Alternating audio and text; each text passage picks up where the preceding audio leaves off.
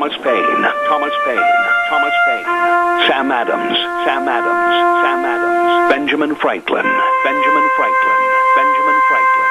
These men spoke up for what they thought was right. From their courage came such documents as the Declaration of Independence and the Constitution of the United States.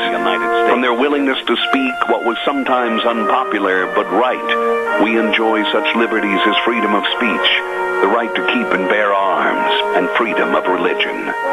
There are those who still wish to oppress our freedoms, and there are still patriots willing to stand up and defend life, liberty, and the pursuit of happiness. Men like Zeb Bell, who honor our founding fathers and what they stood for. It's now time for Zeb at the Ranch, speaking up and defending your freedoms. Brought to you by Magic Valley Les Schwab Tire Centers and all of the other great advertisers on the program. And now, Zeb Bell. Here are some of the greatest lines and lies from Obama. I will have the most transparent administration in history. The IRS is not targeting anyone. And here's my favorite. I will restore trust in government. Ay, ay, ay, ay, ay. Here comes Kate Smith and God Bless America, followed by a patriot with our Pledge of Allegiance. Good morning. Call in.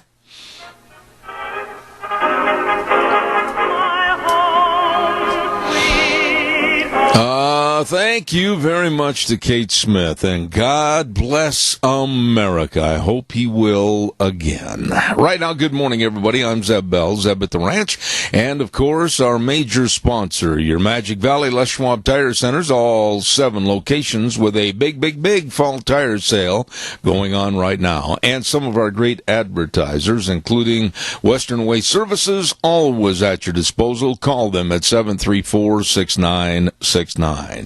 Right now, without further ado, let's go to the phone line for our Pledge of Allegiance. Good morning. Good morning, sir. Yes, sir. Go ahead, please. Yes. I pledge allegiance to the flag of the United States of America and to the republic for which it stands, one nation, under God, indivisible, and liberty for justice for all. Thank you for calling in. I hope you don't make yourself a stranger and call back. Thank you very, very much, and have a wonderful week, okay? Thank you. Thank you, sir. Appreciate it. Calls are welcome, 436-2244, 1-866-927-4587. But right now it's time for the weather, and the weather's brought to you by Cheney Flooring and Home Design, 1228 Oakley Avenue in Burley. Look for that blue door. My goodness, we're into October, and Kyle and Whitney Cheney got married in October, so they're having a huge fall sale that goes all the way through the end of this month. Everything is discounted. You'd better stop in and see them today. Carpet and flooring, kitchen construction, home decor items, everything you need to make your house a home. Cheney Flooring and Home Design. And right now, here's Gina with the weather. Batten down the hatches, and ladies, you might want to put your hair up in a hat because we are looking at some windy conditions for today. We are in a wind advisory through about 9 o'clock tonight. Wind steady out of the west, right around 25 miles an hour. Gusts possible, 35 plus. We also have some stray rain showers and thunderstorms in the mix as well, looking at a high of 51 tonight, low of 38. Tomorrow looks like mostly cloudy skies, still on the windy side, but not as bad. High of 53, overnight low of 39. Mostly sunny and 54 for Wednesday. Rain showers in the forecast, maybe some stray thunderstorms as well for Thursday. High of 56 with an overnight low of 37. Cover your veggies just in case we have a frost. That is your weather for Zeb at the Ranch. That isn't all that I want to cover my veggies. I'll guarantee you that. Woo! Good morning, and thank you to Cheney Flooring and Home Design, 1228 Oakley Avenue in Burley. Look for the blue door. Really good folks sponsoring our weather forecast. By the way, don't forget, too, Daryl's Cleaners at 1223 Albion Avenue in Burley. Number to call, 878-8900 if you need information. But just stop in and see Kevin and Cindy and the whole crew. And don't forget, for those last-minute guys and gals that are going hunting and you haven't had your sleeping bag cleaned since last year and all the Fritos, Cheetos, and Lord only knows what else is in that sleeping bag. You better get it clean, so stop in and see them today. Daryl's Cleaners, 1223 Albion Avenue in Burley. Absolutely the best. And also take care of those winter coats right now, because it's going to get chillier. And don't forget our friends at SafeLink Internet. Fast, absolutely, reliable, positively, and local service to over 10,000 customers and counting and building every day. These are really good people serving you at SafeLink Internet. Number to call to get on the service, 677-8000. That number again, 677-8000. SafeLink Internet. You call them and tell them Zeb sent you, okay? Calls are welcome and appreciated. 436-2244, 1-866-927-4587. I want to kind of say this up front first. I had last week, starting at Lunch Bunch, a wonderful birthday celebration. Wow.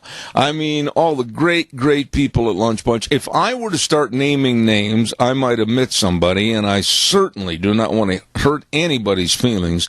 So I'll just say all the people at Lunch Bunch and all the people that called, all the people that sent cards, all the people that sent a gift. Thank you. It was a really fun birthday up right through yesterday. My birthday was yesterday, October 2nd. And I even had calls from people like Jerry Voss singing me a happy birthday, and Jimmy and Frida Flowers. They sang happy birthday. And we had calls from Pendleton with Larry and Sue Ellen Smith singing happy birthdays. And Lorna and dropping over Saturday to see us and everything. Oh, it was just wonderful. So thank you to everybody for making this birthday one of many a very happy birthday. Thank you very, very much. Oh, boy, I got the best friends and audience in the world. Don't forget, too, Ramsey Heating and Electric at 2600 Overland Avenue in Burley. The number to call, they're open. They started at 5. Back up, Zeb. Read the card. 7:30 in the morning till 5, Monday through Friday. And the number 678-0459. Now, you know this is the time to make sure your furnace is going to run efficiently. You know that they've got all the furnace filters, and you know you haven't touched that furnace since last year, so you better get it done. Ramsey Heating and Electric, where they provide warm winters and cool summers at 2600 Overland Avenue in Burley. One other quick thank you, and then we'll start taking your calls. I want to talk about illegal aliens here in a minute that are voting. Yeah, they're voting. We'll talk about that in just a second. But I want to also say thank you to Thomas and Terry. Terry made a great big birthday cake for me the other day at Lunch Bunch. And we gave everybody a piece of cake, and it was phenomenal. Thank you to the entire staff over there at Denny's for the job well done. Thank you, thank you. And they're located at 611 Overland in Burley. And they've got another location at 291 Pole Line in Twin Falls. So there you go, America's Diner, Denny's Restaurant. You stop in and see them today. Don't forget the best of breakfast and lunch and dinner, anytime, all the time. Denny's Restaurant at 611 Overland in Burley. Really good, folks. All right, now it's your turn. 436-2244, 1-866-927-4587. Here is a story that ought to make all of us mad, ought to make all of us upset, ought to make all of us call our representatives, our congressmen, our state senators, everyone. Illegal aliens. Illegal means they should not be here. They came into this country, crept in and through the border. And aliens, they're not citizens, are voting in Virginia and elsewhere. They're going to be voting in this presidential election. Now, the Democrats say, oh, no, never happened, not to worry. Well, they did some thorough checking in Virginia. And in the 8 counties that they checked really, really carefully, the voter rolls, etc., more than 1,000 illegal aliens were on the voter roll. Now, this is absolutely a federal felony. And the Virginia State Board of Elections is not doing anything about it. When I last heard and checked on the story, they were just going poo-poo and then moving on. All the more reason, and I want somebody to call me this morning and tell me why not show an ID. Why not show a driver's license or some similar type of identification? Don't anybody give me this balderdash. There's another word I wanted to use. But don't anybody give me the balderdash. Oh, it's so hard for people of different ethnicities, etc. It's so hard for seniors to get an ID. You've had 4 years. 4 years to prepare for this election. Don't give me this garbage about, oh, it's so hard and it's so discriminatory. No, it's not. It's just because either you're too lazy or you want to cheat the system. You know, the Democrats want the entire system of voter ID abolished. Oh, why? You can't do that. Why? It's not right to ask somebody to prove who they are. Well, why not? And you've heard this analogy 1,000 times. You want to buy a ticket on an airline, they're going to check and see who you are when you board the plane. I mean, wherever you go, there's always people saying, may I see your identification, please? And the Democrats coming up with this lame excuse that it's discriminatory. Hold on, everybody, I got to kill a fly. Got him. Problem solved.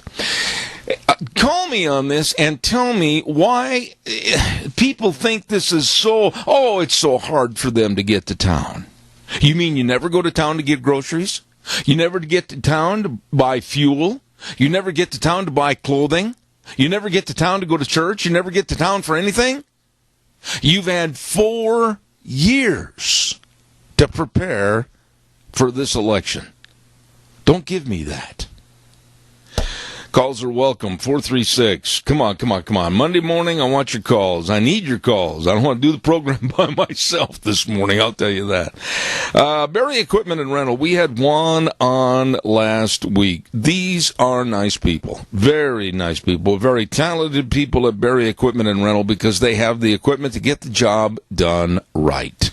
South Lincoln and Jerome, Addison Avenue West in Twin Falls, and 159 West Highway 30 in Burley. And believe me, Rod and Juan, the whole crew over there at Burley with that repair shop that's been remodeled, and they can fix anything from small engines up to the big dudes, the heavy equipment. You stop in and see them today, and also all the equipment rentals and equipment sales at Berry Equipment and Rental. Jerome, Twin Falls, and 159 West Addison. Can I try that again? 159 West Highway 30 in Burley. Really, really good folks. Caller, good morning to you and your family. Thank you. And blessings back at you, Zim. I appreciate it, my dear friend. How are you? Oh, doing good. Went fishing yesterday. I can hardly hear you. Maybe I can ask Gina to boost you up in my headsets a little bit. You sound like you're on another planet trying to phone E.T. There you go. I've been accused of being there once in a while. Okay, buddy, go ahead. Anyway, yeah, had a good weekend, went fishing, done good. There's 3 of us, got 11 of them. But on your subject of the illegal aliens voting, there's that guy in Washington that shot up the mall. Mm-hmm. He was registered to vote and participated in 3 votes. Yep.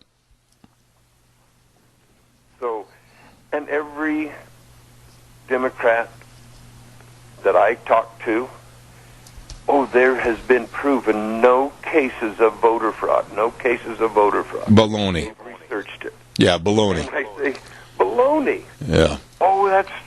That ain't what I say, but anyway, and they just keep arguing. There's been no proven cases. The DOJ's looked into it, and I just shake my head, and I'm thinking, how do you guys survive if you can't think for yourself? Well, wait a minute, though, Doug. Let's go to the initial problem. The initial problem is not whether they vote or whether they think there's no voter fraud. The initial problem is the people that absolutely say, why, we can't make those people go get an ID. It's so hard. Why, they can't take the time in 4 years to go get an ID. Are you kidding me? That's true. This is true, and I was discussing it with a guy from Washington, and he's against the voter ID. He says the Supreme Court in Washington has ruled that it is a hardship for someone. They have to travel. Some of them have to travel 450 miles to get an ID. Are you kidding? That's exactly what he said. And I said, come back. I said, so the state of Washington only has one place where you can get an ID? Yeah. He could come. Huh?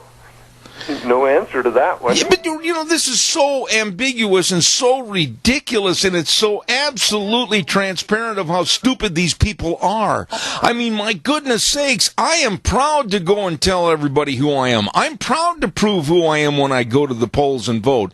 And this idiocy of saying, well, they can't make those people say who they are. Baloney, we need to know who they are, because look at in 8 counties in Virginia, 8 counties, they found over 1,000 illegal aliens on the voter roll, and that's a federal felony, but we're not enforcing any laws. And not only that, where was it in Virginia where a World War II vet passed away in 2012, just registered to vote this year? Yeah.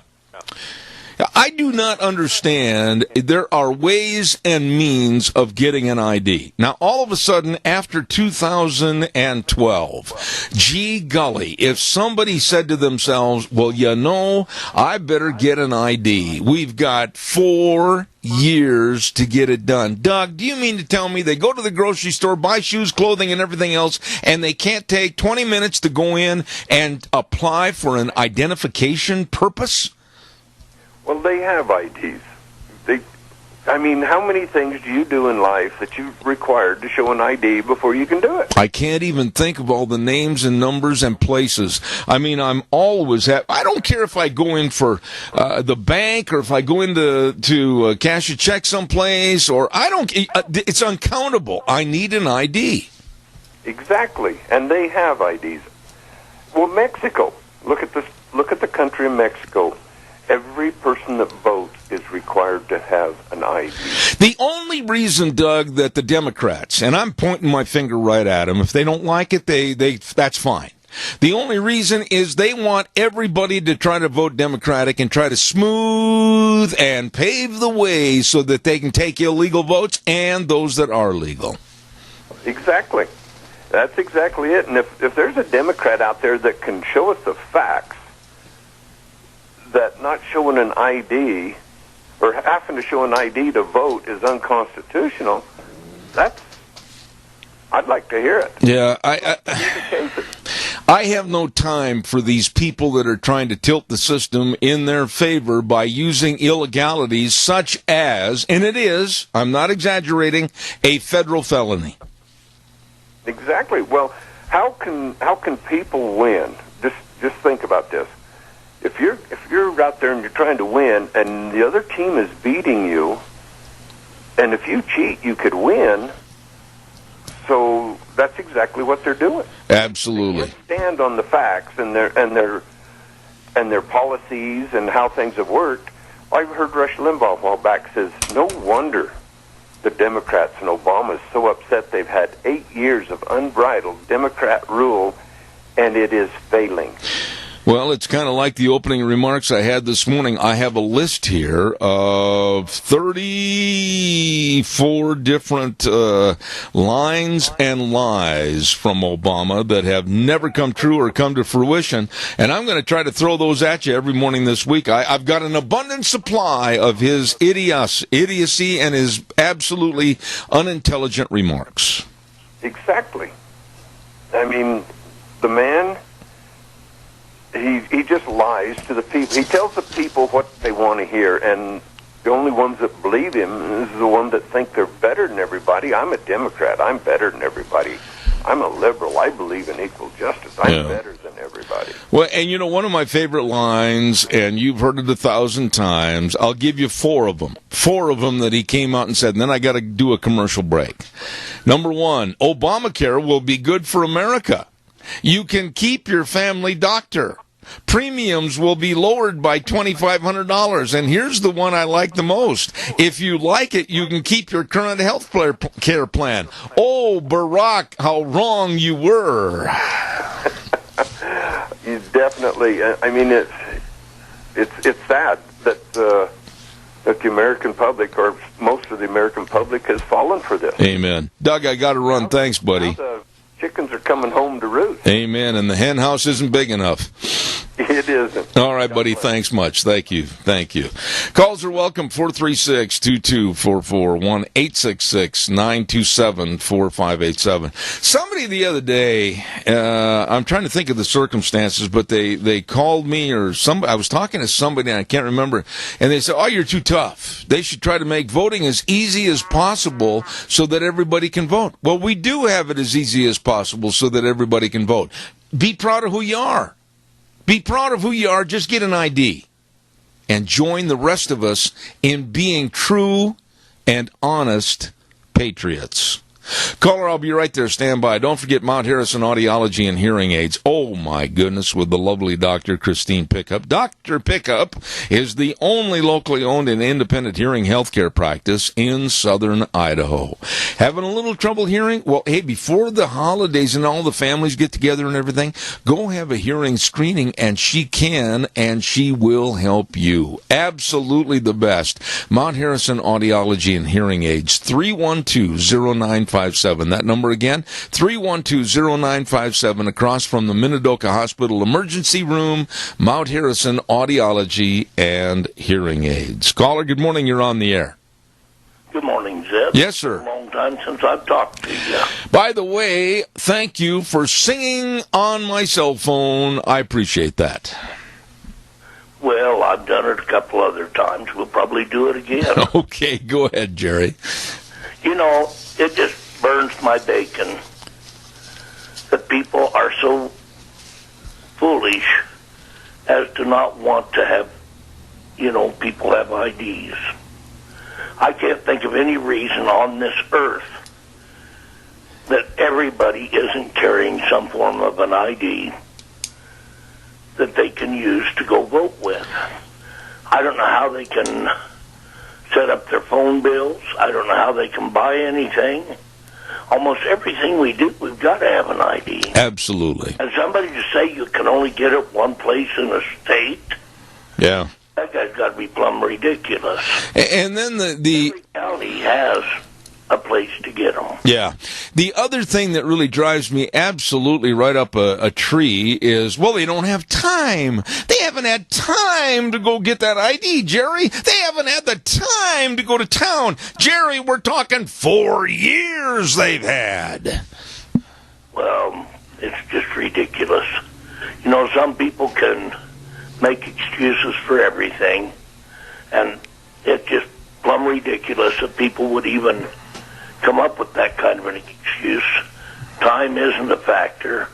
That's all we've got is time. And everybody has the same amount. They just need to use it right. I agree with you. Jerry, thank you for your call. Thank you for your well wishes on my birthday. God bless you, my dear friend. Yes, and may the Lord bless you and your whole audience. Thank you much. Thank you. And hopefully we have a great week this week, and our election's coming up, and we see some turnaround and some change in our government. I hope so, Jerry. Thank you so much. Appreciate it. Ladies and gentlemen, I also want to remind you about Burley Physical Therapy and Rehabilitation. Now, I brag on these people, and it's justly deserved. They are the best at what they do at 1263 Bennett Avenue, Suite 2 in Burley. And, they can also do some, before you even get hurt, exercises and show you how to maybe do certain things and exercise so that you don't pull the muscles. You don't have the muscle strains. They're really good helping you get back to being you and staying you.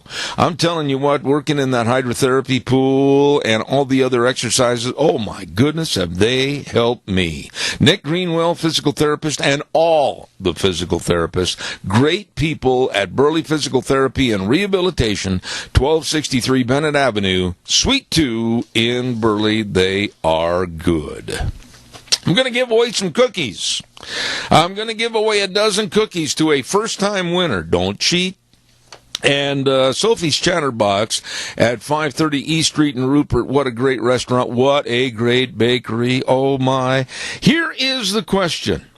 Now, we had a miniseries years ago called Lonesome Dove. Great Western miniseries. And then they made a sequel after the first original called The Return to Lonesome Dove. Some of the actors played in both the original and the sequel. And I want to know the name of the actor that played Newt. Name of the actor that played Newt in both the original and the sequel. Who was the actor that played Newt? Give me a call at 436-2244, 1-866-927-4587. Very well-known actor. Very well-known. And who was the actor that played Newt in both the original of Lonesome Dove and the sequel called The Return to Lonesome Dove? Give me a call quickly, and you'll win a dozen cookies from Sophie's Chatterbox, 530 East Street in Rupert. Come on, come on, come on. I know you're out there going through the computer. You're doing everything you can to come up with the answer. What was the name of the actor that played Newt in both the original Lonesome Dove and the sequel, The Return to Lonesome Dove? Quickly, give me a call. While I'm waiting for your call, I also want to remind you about our friends at Lennox. Come on, hurry, call so I can give away the cookies, or I'll try to keep them myself. Caller, I'll be right there. Ramsey Heating and Electric offering rebates on qualified Lennox home comfort systems, whether it's a gas furnace, air conditioner, or a heat pump. You and your family will enjoy the comfort. Call Ramsey's at 678-0459 and learn how Ramsey Heating and Electric and Lennox can save you money. Caller, good morning. You're on the air. Ricky Schroeder. What's your name? Jeff Mitten. Jeff Mitten. Yeah. Where are you from, Jeff? Oakley. Well, for heaven's sakes, did you evidently, now did you cheat and go to the computer, or did you know that stored away in the memory bank of your brain? That was just deep down in my memory. I had to dig for it, but it came out. Well, my goodness, I'll tell you what, you must be kind of a Western aficionado, right? Yeah, that's one of my favorite shows, so. All right, it was Ricky Schroeder, and he played both. And you know, there were a couple of other actors that went in both the original and the sequel, but like Tommy Lee Jones, no, he did not play Captain Call. John Voight played Captain Call in the sequel. But Jeff, congratulations. Go on into Sophie's. Call them first. Tell them when you're coming after your cookies, and God bless. Okay, thank you. You betcha. Jeff Mitten is the winner of the cookies this morning. All right, your turn. 436-2244, 1-866-927-4587. I love that series original. I really did. The original Lonesome Dove. The filming of the original Lonesome Dove was so real, and I'll tell you more about that in just a minute. Minnecasia Sales, 1321 East Main Street in Burley, right across from the airport, sponsors Dr. History tomorrow on Tuesdays at 10:06. They have all your lumber packages, and I'll tell you what else they got too, and you need to call on this right away today. The Western Windows, and save on your heating bills this winter. Yes, and they can help send over contractors to do the installation and everything. You better call today and stop in. 878-2091. Minnecasia Sales, 1321 East Main Street in Burley, bringing you Dr. History on Tuesdays. Calls are welcome, 436-2244, 1-866-927-4587. You know what we're going to... Gina, I want to get you on the radio for a minute. Have you got just a minute to talk to me, or are you really busy? Nope, not busy. Okay, did you get in the mail... Let me ask you this. Okay. Did you get in the mail a kind of a contributory type letter and envelope for the American Heart Association? You know, I don't know if I did or not. Usually, if I get those types of letters, I just junk mail them. I file 13 them. Well, in some cases, for like children's hospitals and some organizations, I will send a donation, okay? But now, I want to go through this with you and see if you are offended by this like I am. Okay. In the envelope for the American Heart Association asking me to contribute to their cause, and they listed, I'll help save lives and enclose either $30, $20, $60, whatever, was a list of little stick-on stamp stickers, okay? Okay. And on this list, visualize this, of all these little stickers, they had stickers for your birthday to stick on the calendar as a reminder. They had stickers for weddings and anniversaries, and they had stickers for celebrating Happy Memorial Day, Happy Father's Day, Happy Mother's Day, Halloween. But every sticker was named as to what it was for, okay? Okay. Except the last two stickers on the page. Okay, and what were they listed as? They weren't listed as anything. They had no title. All they showed on the sticker were some holiday bells, and on the next one, a wreath. They refused to put the word Christmas on the sticker. Well, that's that's dumb. Well, no, I think it was intentional. Have they become so politically correct that they can't just say, put Christmas or, Merry Christmas or something to that effect? I mean, have they gotten so politically correct that they can't say the word Christmas? I am going to surmise as such, because how could you go through literally all the holidays, Labor Day, St. Patrick's Day, Halloween, Veterans Day, Happy Thanksgiving, but then generic with no label title whatsoever.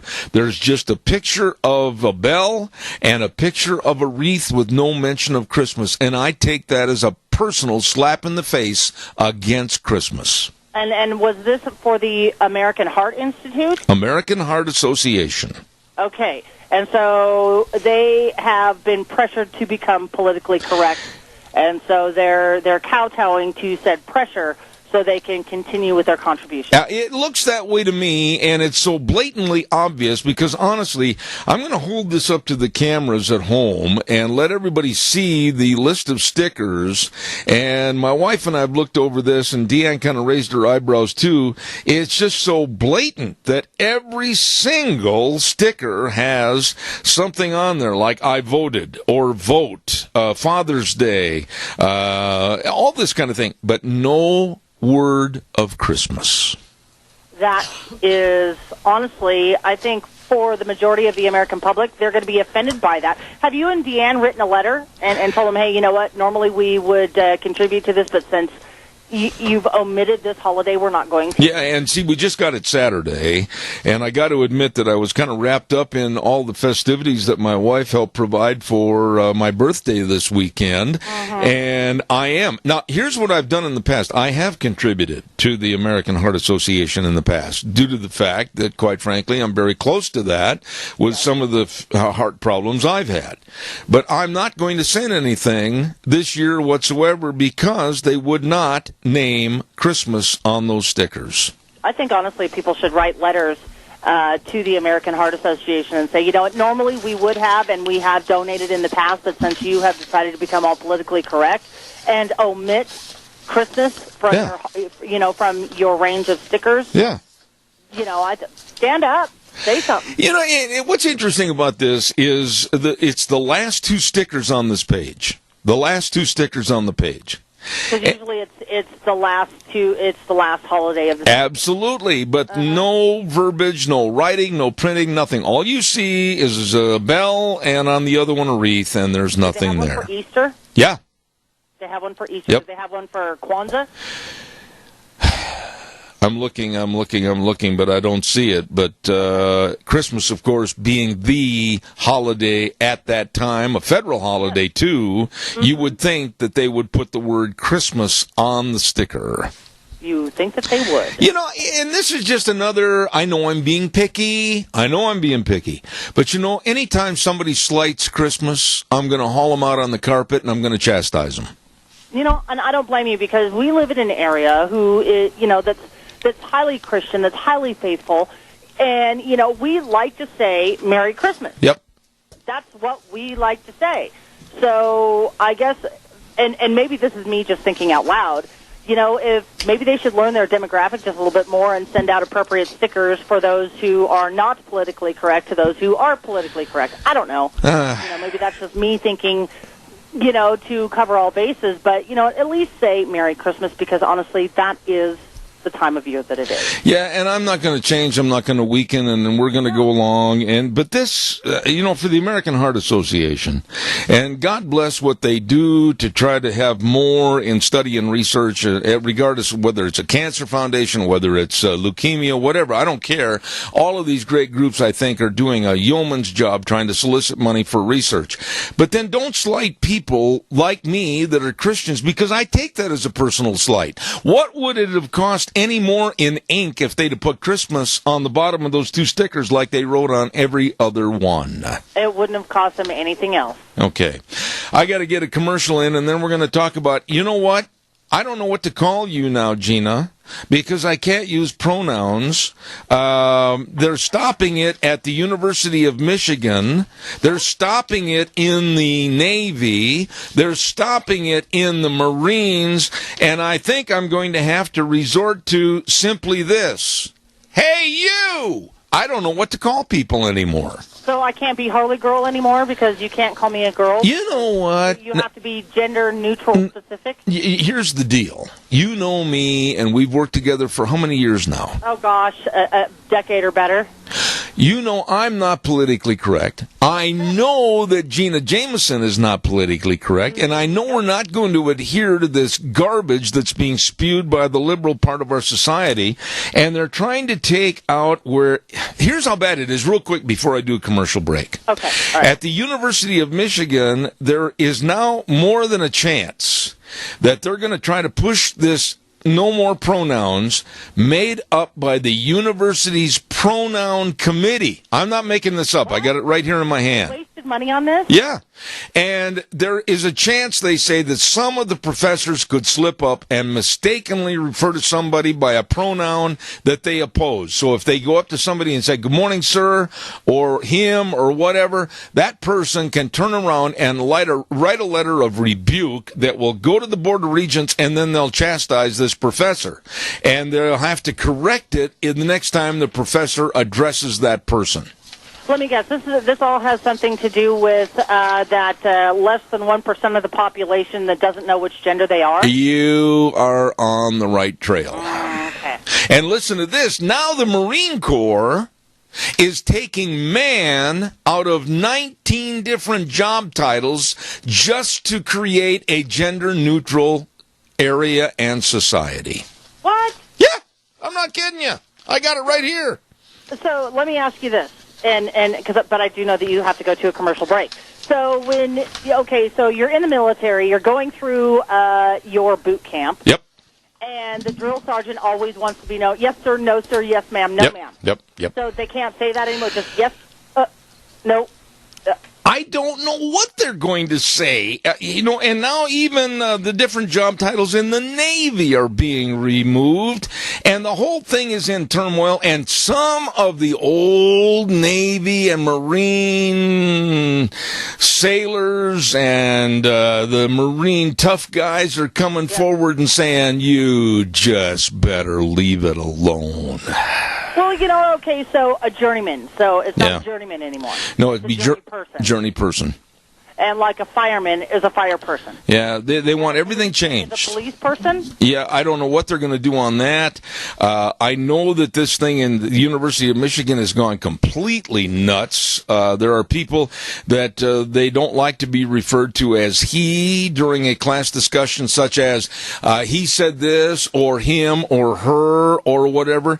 And they're developing a recently developed pronoun that is gender neutral that you have to say Z. Z-E. Z? Z. No. Yeah. I'm not going to abide by that. Sorry, I'm not going to abide by that when it's policeman, journeyman, yes sir, no sir, yes ma'am, no ma'am. Oh, there. You touched on it. How many times have you and I talked? Oh my gosh, am I late? Bear with me, folks. Okay. How many times have you and I talked on the phone or talked in person at other times off the air? And I was born and raised, and I don't care what age the female is, I was born and taught to say yes, ma'am. Yes. And you've heard me say that. Absolutely. You've called me ma'am Yep. before. And, and it's like when I address you and Deanne, it's yes, sir, Yep. no, sir, yes, Yep. ma'am, Yep. no, ma'am. And I'm teaching my son the same thing because, it's for me, the proper way to address the person with respect.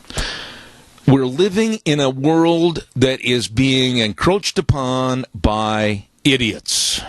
I'm going to post that up onto your Facebook page just so we can kind of get a feel of what everybody else thinks about this, of the gender-neutral pronoun. Okay. Hey, Ooh, I am so late. Oh, my goodness sakes. Don't forget Ark Animal Hospital. Wonderful, wonderful people with warm hearts for cold noses. Now, these folks really care. They are a mixed animal practice, meaning big or small, they love them all. Wonderful people at Ark Animal Hospital. I'm proud to have them on the air. They've been voted Minnecacha's best veterinary hospital for multiple years. They're located at 750 21st Street in Hayburn, Ark Animal Hospital.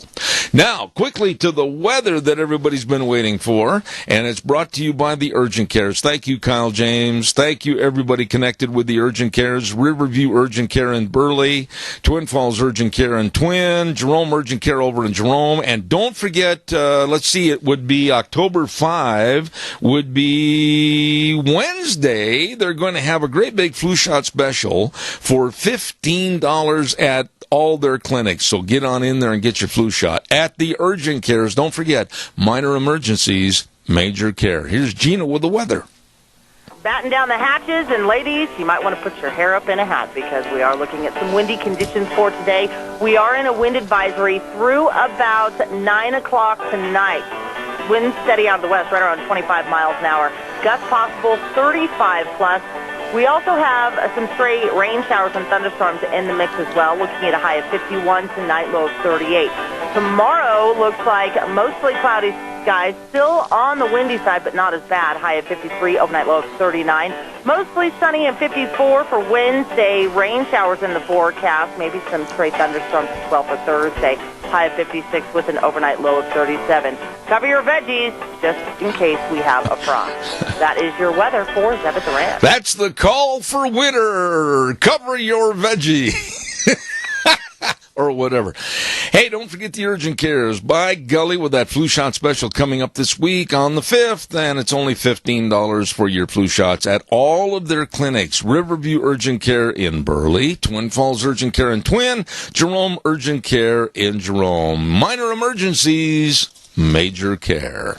And don't forget, too, on Thursdays, we have the Denny's Football Trivia Contest where you can win a free original Grand Slam breakfast. Oh, it's good. Oh, it's fun. Don't forget to be listening at 9:12 on Thursdays to Denny's Great Football Question of the Week, and you can win an original Grand Slam breakfast. Callers are welcome, 436-2244, 1-866-927-4587.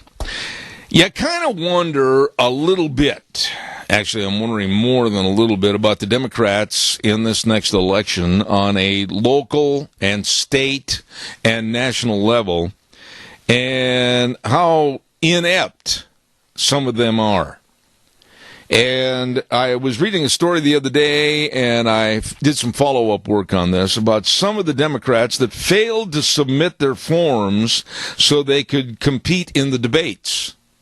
They're always yelling and screaming, well, we don't have any representation. Nobody votes for us anymore. We've got to try to get bigger and larger and have more people support us. And then they can't even remember to fill out their forms so that they can qualify for the debates. It doesn't really show good business sense or a really caring to get the position. And on a local basis, and I know I'm going to sound sexist on this, so be it, because the state of Idaho has had many, many great women involved in politics. And I've been very, very proud to have interviewed many of them on this program. But some of the women that are running for like county commissioner status here in this area and also for Senate in the state of Idaho, not even in any way, shape, or form qualified. Now, when you say, well, Zeb, somebody's got to start someplace, that may be true.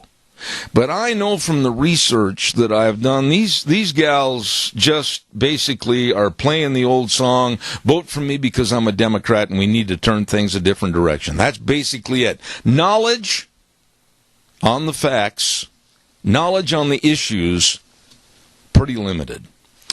Calls are welcome, 436-2244, 1-866-927-4587. I'd appreciate your calls. Let's see what else. Oh, here's a guy that was standing. I got a fly that's got to die. Hold on just a minute. We got another one. Here we go. We got to chase him off of there.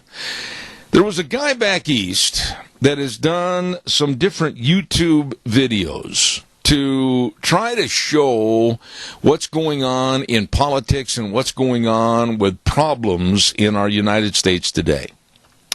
And I saw this video, and I don't know how many of you saw it, where this white man was standing out in front of a grocery store holding a sign that said, Black Lives Matter. Now, he was in a predominantly white neighborhood. Nothing happened. Nothing happened. Some people went by and said good morning to him. Some people went by and asked a couple of questions. Nothing happened to him. But now conversely, the guy picks up a sign that says, all lives matter. And he goes to a predominantly black neighborhood, and he about gets killed. There were guys trying to beat him up, trying to whoop up on him, trying to tear his sign apart because he had a sign that said, all lives matter. And it just shows how absolutely stupid and biased that movement with Black Lives Matter is. There should never be a question. Not even any conversation that all lives matter.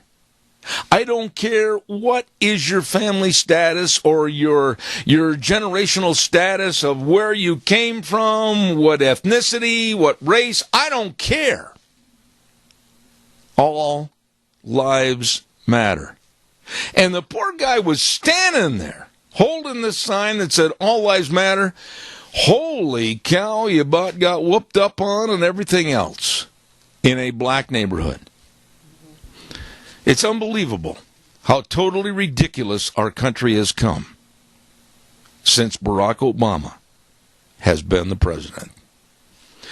Don't forget our friends at your Magic Valley Les Schwab Tire Centers, all 7 locations serving you with a great big tire sale going on. Oh my goodness, all the different tires, all the different tread designs, all the different driving styles and habits and distances that you drive during the year, etc.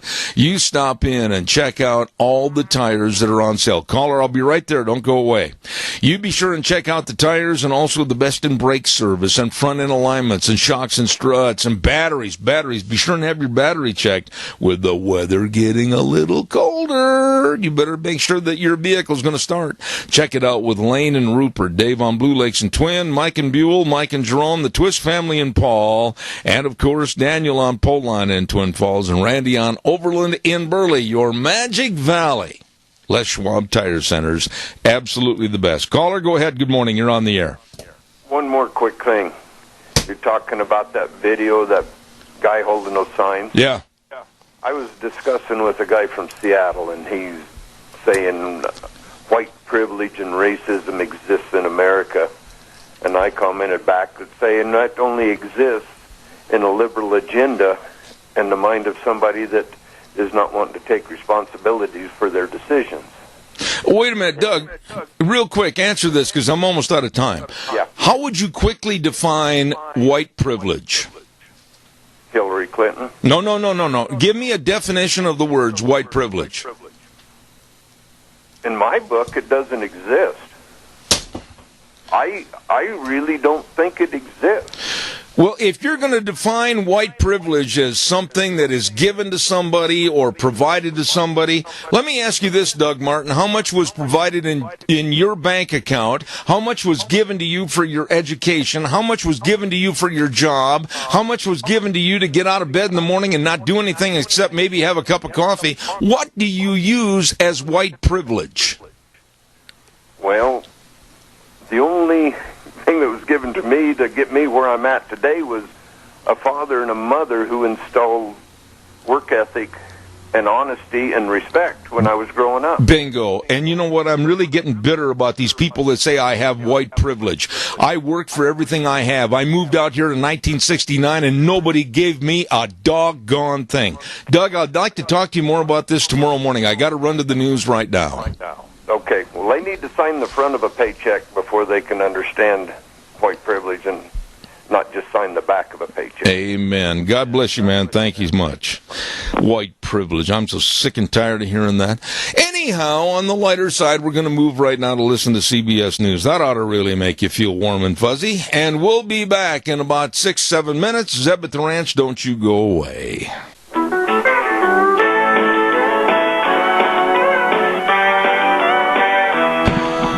I've been on a rampage here for the last 7 minutes, and I've narrowed it down to one more fly to go. Pesky little devil he is. Good morning, I'm Zeb Bell, Zeb at the Ranch, and of course our major sponsor, your Magic Valley, Les Schwab Tire Centers, all 7 locations serving you, and along with some of our great advertisers like Western Waste Services. The canyons of the Snake River and all across southern Idaho.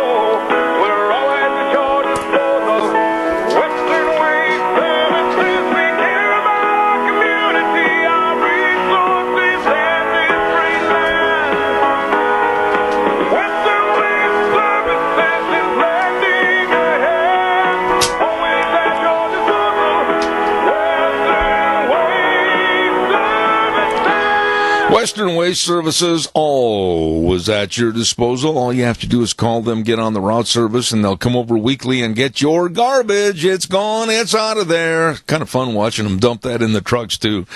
734-6969. Locally owned and operated and serving you, whether it's the dumpsters or whether it's the porta potties or the route service. Please call today and you'll meet some really nice people at Western Waste Services, always at your disposal. Don't forget, too, our friends at Ramsey Heating and Electric at, of course, 2600 Overland Avenue in Burley with rebates on qualified Lennox home comfort systems, gas furnaces, air conditioners, heat pumps, etc.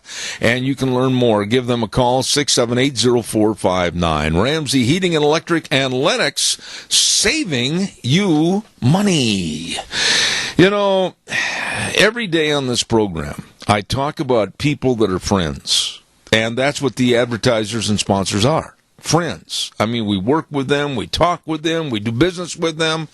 And this is a sponsor right now, advertiser, that has been on our program for many, many years. And they are just really nice people. caring people. Hanson Mortuary, 710 6th Street in Rupert. Joel Heward, his family, his staff, always there to serve you in the time of emergency when there's the passing of a loved one. And always with, remember that fly? Always with the highest ethical standards, with unquestioned integrity. So please write the number down and call them. 436-5636. 436-5636. Hanson Mortuary, 710 6th Street in Rupert. I gotta get that pesky little devil. He's still flying around here someplace. Right now, we're going to go over to the great, big, wonderful new Senior Junction. And there's a lot of fun at the Junction with Catherine and the board of directors and everybody over there. And we're talking about frightfully wonderful pumpkin function. Good morning, Catherine. Good morning, Zeb. How are you? I think I hurt myself. Well, that's not good. We are so excited about our Senior Junction pumpkin function. It's going to be on October 27th. At 7 a.m. is when we are serving our ghoulish breakfast with all kind of frightful foods. You know, Catherine, I got to jump in here and I got to tell you that you have done an outstanding job as the director over there at the Junction. And for all your ideas and all your hard work and your innovative thoughts on how to do things a little bit better, God bless you. You're doing a tremendous job. Thank you. I appreciate that. That is so nice to hear. Tell us a little bit about how things are going to unfold on that. I'm getting a little feedback, so if I end up answering myself, I apologize. But tell us a little bit how the 27th is going to unfold and what's going to happen. Well, we serve our breakfast from 7 a.m. until 10 a.m., and people can come in and get some great food. And then we're going to be having our costume contest. Now, anyone can come in a costume from 7 a.m. until 4 p.m. We're going to make that an all-day event. You come in, we will take a picture for our judges to be able to pick the winner for the costume contest in the different age brackets. I think we're going to do 0 to 10, 10 to 18, and 18 and over. We've got some great prizes for those winners of that costume contest. We also are going to have a pumpkin painting contest and a pumpkin carving contest. Now, it's important that everyone go out and pick your own pumpkins, get them, carve them, paint them, decorate them, and bring them down and enter them in for the contest. We're really excited about that. We've got some great prizes. Like I said, we've got a kids bike. We've got a overnight stay in Jackpot with dinner. We have lots of things that are going to be lots of fun, and we want people to come out and celebrate with us. Okay, and then I am going to be over there on behalf of my radio program, Zeb at the Ranch, and we're going to be broadcasting there live and direct from 8 to 11 with all the happenings that are going on there. And you're also going to have music over there that morning, too, aren't you? We are. The Troubadours are going to come and play, and they do such a fantastic job, and it's going to be a lot of fun. Now, let me ask you this. Let's break down some of the things that are on sale to commemorate this big activity, starting with the T-shirts and also the creep candy. The creep candy. We have our T-shirts that have been designed for this pumpkin function. We have them in gray and in black. They are on sale for $15, and they are a one-of-a-kind for 2016. We want you to come in and get your T-shirts here at the Senior Junction, 2421 Overland Avenue. $15 with 100% of the net proceeds going to Meals on Wheels.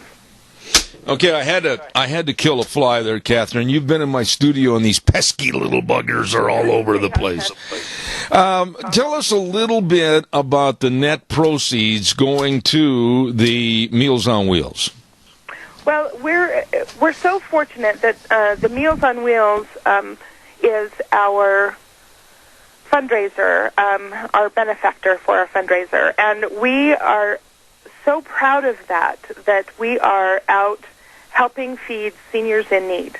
And so 100% of the net proceeds from these T-shirts will go to support the Meals on Wheels and help feed seniors in need.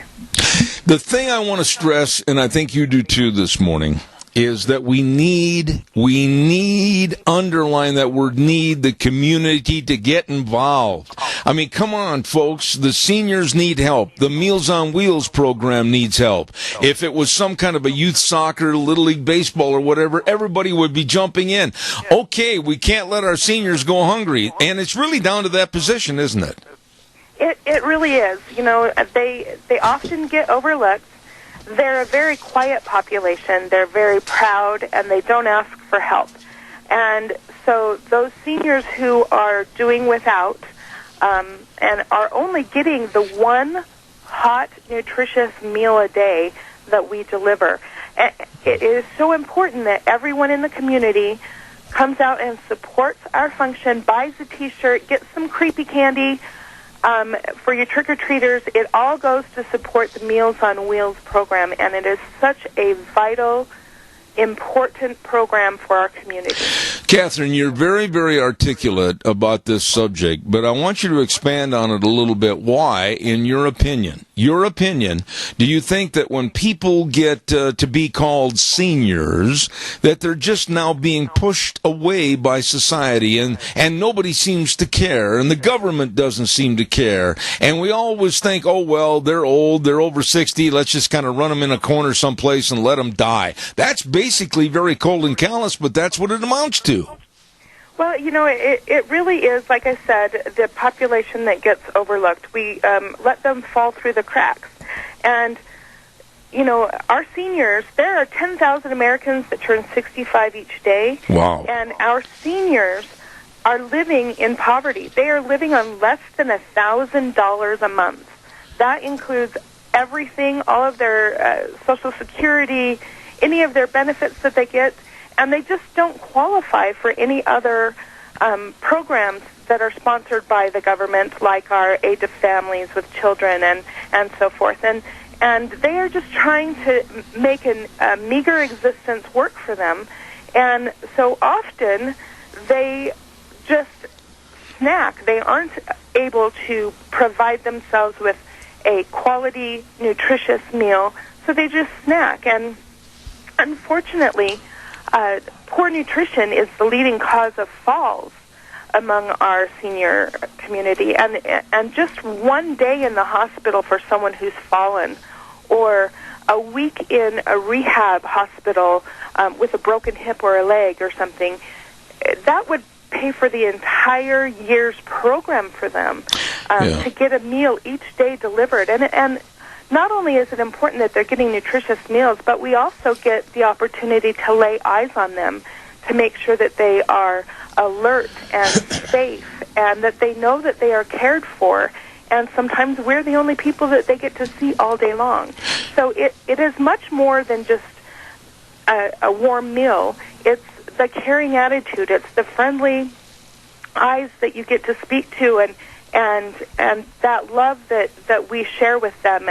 And they are so important, and they are my passion, and I want to provide them with what they need. And in order to do that, I am asking the community to come out and help support the Meals on Wheels, the Senior Junction in all of our functions and fun things that we get to do.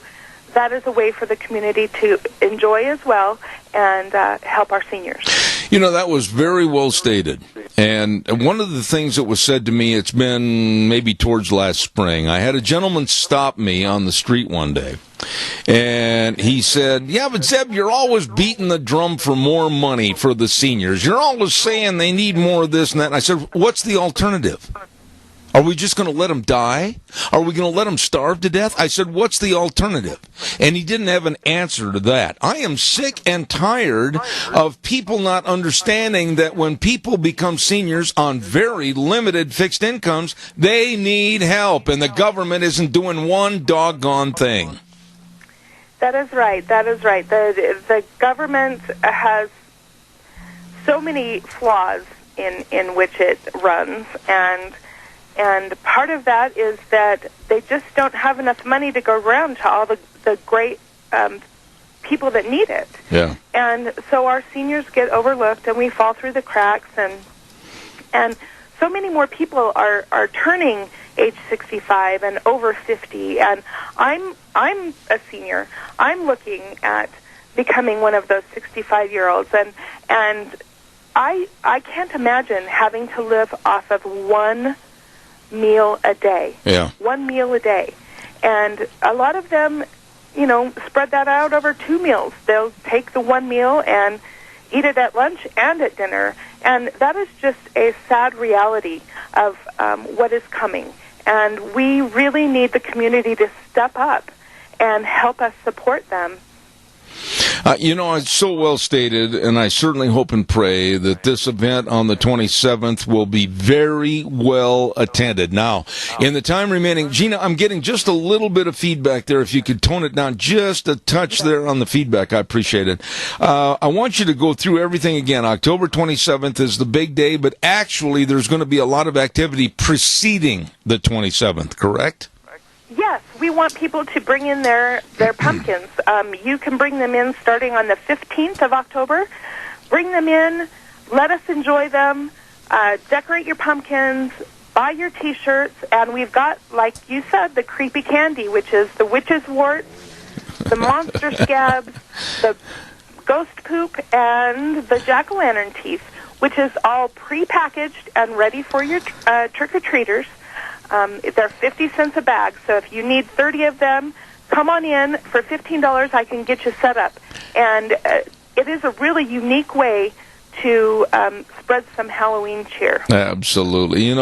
Catherine, thank you. And Dennis and everybody else over there, God bless you. It's people like you that I absolutely put up on a pedestal. You're doing something for somebody else every day of the week. Thank you for being on the program this morning.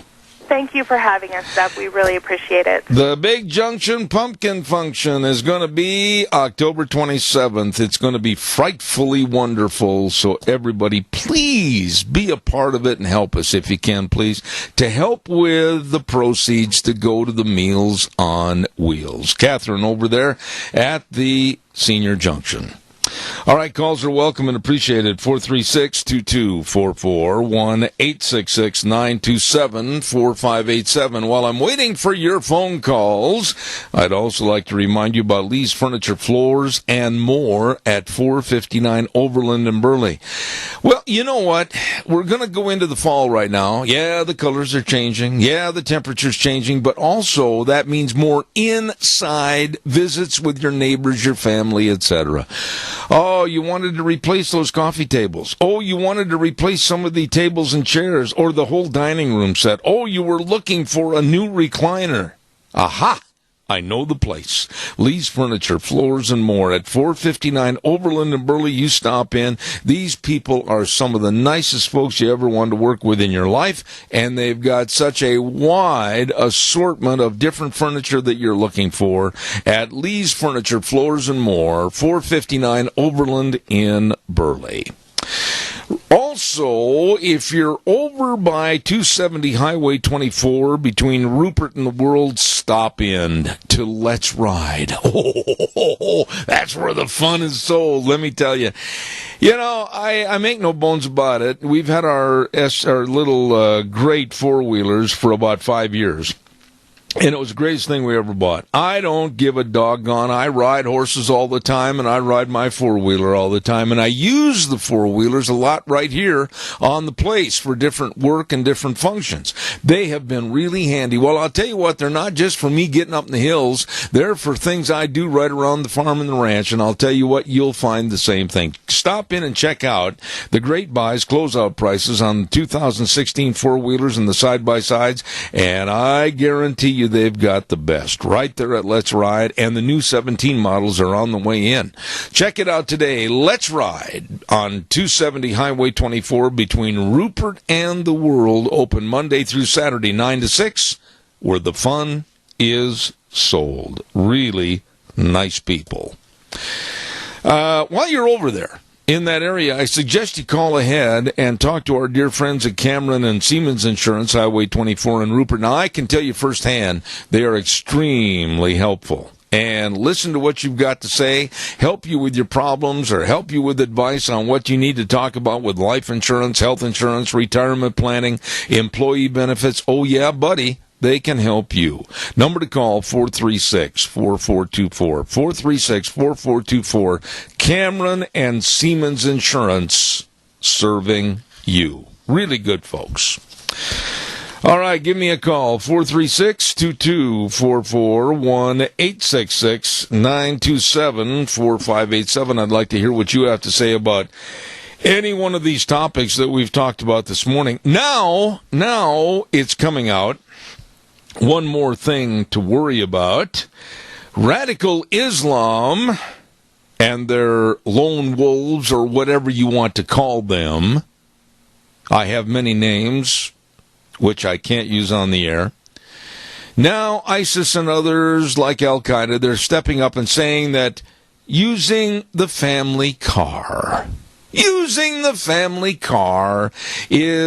a great way to kill you and I, the infidels. Yes, if they see someone walking down the street, they just go ahead and mow them down with the family car.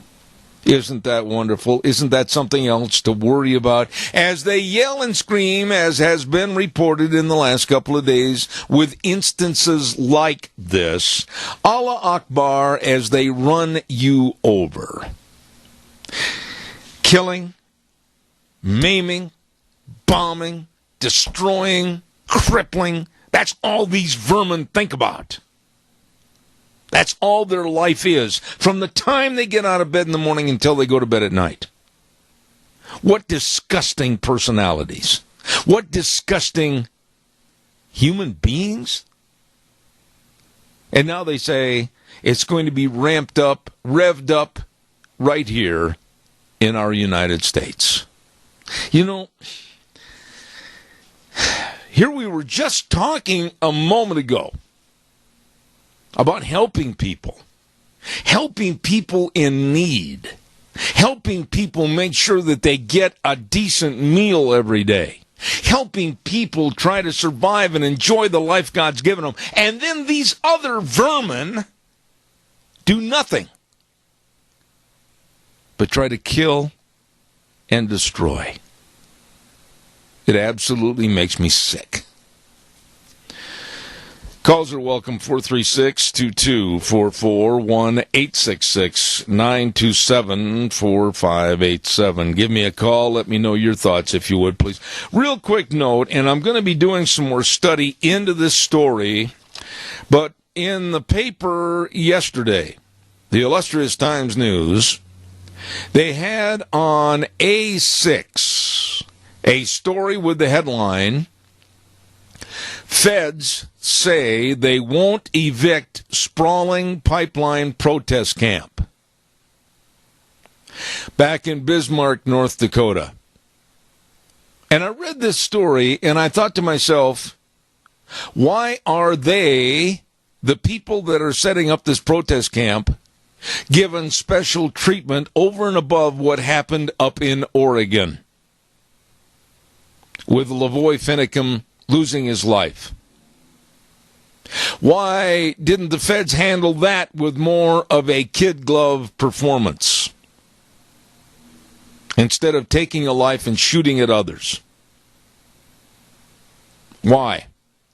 Why are the Indian tribes that are setting up this pipeline protest camp given a free pass on federal land in North Dakota? Why? Why? Calls are welcome, 436-2244, 1-866-927-4587. Give me a jingle. I'd like to hear from you. Real quick, and a big thank you again to Gary Shorsman for all he's done to help Deanna and I. We're in the process of hopefully getting all the things done and said and printed, etc., for the book I'm finishing. And I got to get Gary back over here. And I called and I talked to him the other day, and I said, Gary, come help. And he says, when? I'll be there. That's the kind of a guy he is.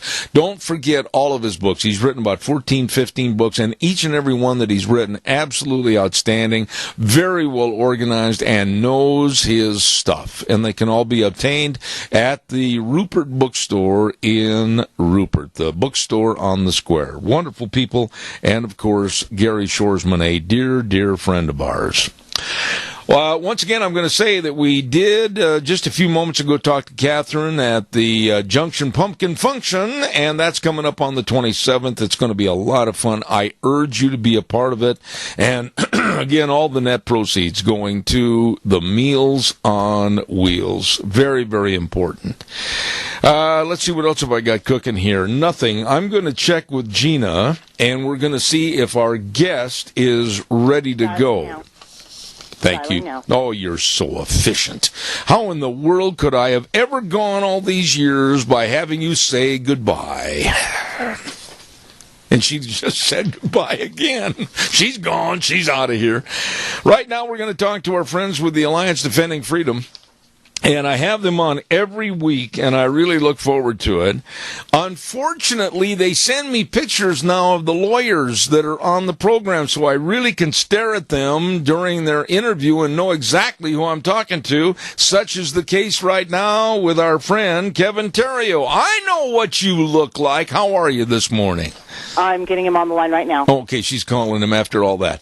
We're going to be discussing health professionals asking the court to stop Vermont, the state of Vermont, from forcing them, doctors, nurses, etc., to help them kill patients. My goodness, here we go.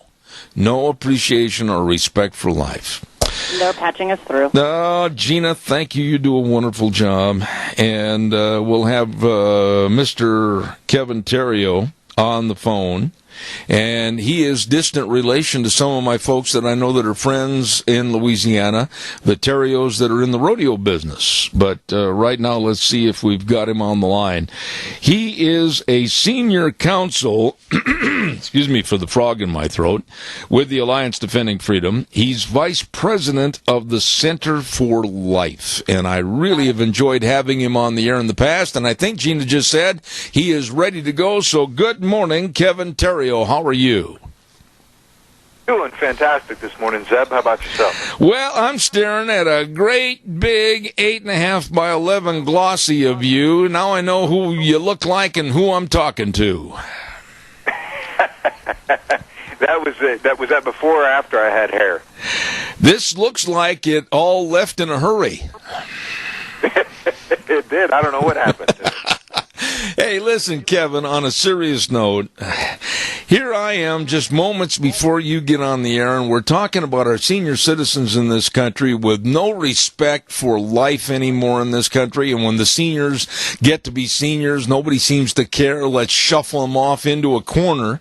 And then this story that you're going to talk about, the state of Vermont telling doctors that they have to explain to seniors how they can kill themselves. What is going on here? It really is unfortunately, an indicator of our devaluing life, not only in America, but in Western society as a whole. And it's discouraging in a lot of ways. The good news is the Constitution protects physicians who do not want to counsel about how an individual can end their life, and so that's why we filed this lawsuit. But there are only 4 states in the U.S. that allow physician-assisted suicide. Vermont is one of them. It's the only one that requires physicians, when a patient is 6 months terminal, to make sure that they have counseling regarding how to end their life. In other words, they'd say, look, here are your options. We have this palliative care, which can help alleviate suffering.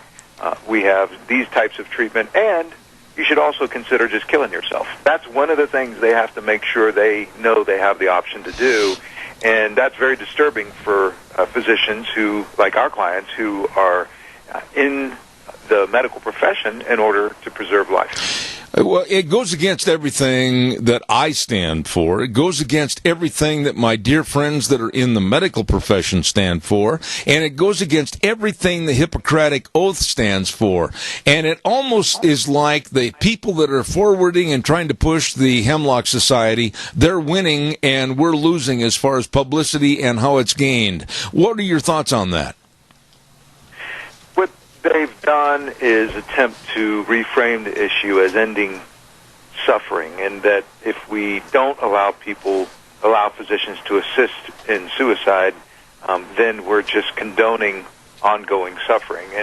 But ending suffering by ending life is not eliminating suffering, it's eliminating the suffering person.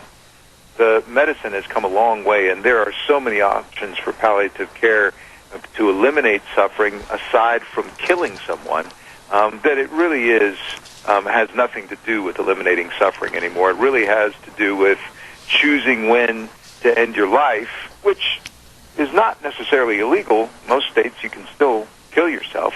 But what this is mandating is that you can make your doctor assist you with that, and that is extremely disturbing.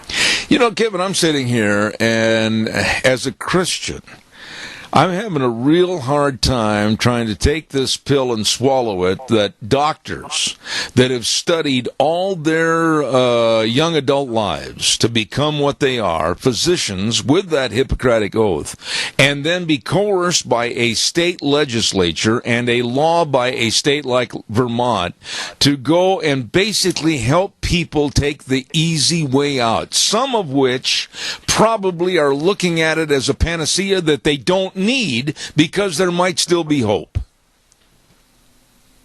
It's really true. And the other thing that the Hemlock Society and the other pro-physician-assisted suicide lobbyists don't talk about is the pressure internally and externally that a lot of elderly people who are terminally ill feel from their family to go ahead and kill themselves because it's cheaper.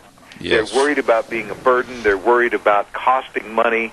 And because of that, they opt to kill themselves, especially if it's an easy option. And sometimes it's not even subtle pressure. Sometimes it's outright pressure. We have many reports of family members just telling their elderly, either parents or aunts and uncles or grandparents, you know what, you should probably just kill yourself because that would make it easier on everybody. You know, Kevin, there doesn't seem, in my eyes, to be much appreciation or value from life very much anymore, whether it's abortion, whether it's Planned Parenthood, or now whether it's the assisted suicides with medical personnel. What happened to this country and its ethics and morals? When you take God out of the equation, then anything's possible. And so a lot of people don't realize the anarchy that results and the lack of humanity that results when you take God out of the equation. For instance, the Columbine students who killed their classmates, they were students of and products of a system that said that we are just evolved beings that have no inherent value. And when there are sick or weak among us, then if we eliminate those sick or weak people, we're actually doing the human race a favor. As a matter of fact, Klebold, Dylan Klebold, I believe his email address was Natural Selector. He saw himself as someone who was culling the herd and somebody who was doing humanity a service by killing people. That's what happens when you take God out of the equation. And we've, as you know, back in the 60s, we started taking God out of the schools. You see more and more an emphasis to take God out of society in general. People who stand for their faith are told to be quiet, stay within your church, stay within your home. And when you do that, you get a devaluation of life, because otherwise it's law of the jungle. Kevin, how widespread is this problem? I mean, are people going to say to you and I that, oh, come on, you two guys, you're just using limited instances to highlight and try to make your point? But every day that goes by, I'm hearing more people getting involved in wanting to take life or wanting to curtail life or wanting to promote abortion. It seems like there is no sacred value of life anymore. Am I that wrong in saying that? Well, I think it's certainly a trend within our society. Now, the good news is that, especially with younger generation, when it comes to beginning of life, the millennials are actually more pro-life than their parents. And I believe that has a lot to do with technology and the fact that you can see a child in 3D or 4D ultrasound in the womb and say, okay, that certainly looks like a living and breathing, they're not breathing yet, but living and heart beating and brain waves firing being that's moving around and having facial expressions. You can't deny that. And so the Planned Parenthood and their minions who keep saying, no, it's just a clump of cells and killing a child in the womb is just like removing your appendix. People just aren't buying it anymore because of technology. And so that's the good news. Of course, that's beginning of life stuff. End of life things like we have in Vermont, I think what's happening is people have this idea that the value of life is diminished when your quality of life goes down. And unfortunately, that's very disturbing for our elderly people who obviously, by nature, can't do as much as they used to, can't do what they used to. Disabled people, pressure is put on them to kill themselves, not only by themselves but by others. And so the vulnerable members of our society are the victims of this type of devaluation of life. You know, it's interesting to have you kind of define that devaluation of life, because in the last 2 years, and I'll use myself as an example without going into the fine points, but in the last 2 years, I've had some extremely hard, difficult hills to overcome health-wise. At those junctures of having those problems, somebody from the liberal left with these idiots that are trying to take the quality of life away from us, they would have said, well, you're too expensive. We've got to get rid of you. Go away. But now I'm back on top again and actually doing very well. And if I would have listened to them or had them been in control of my life, they could have eliminated me because I was not cost effective. Yeah, it's a dangerous precedent to set that based upon quality of life, we can determine who gets medical care and who doesn't.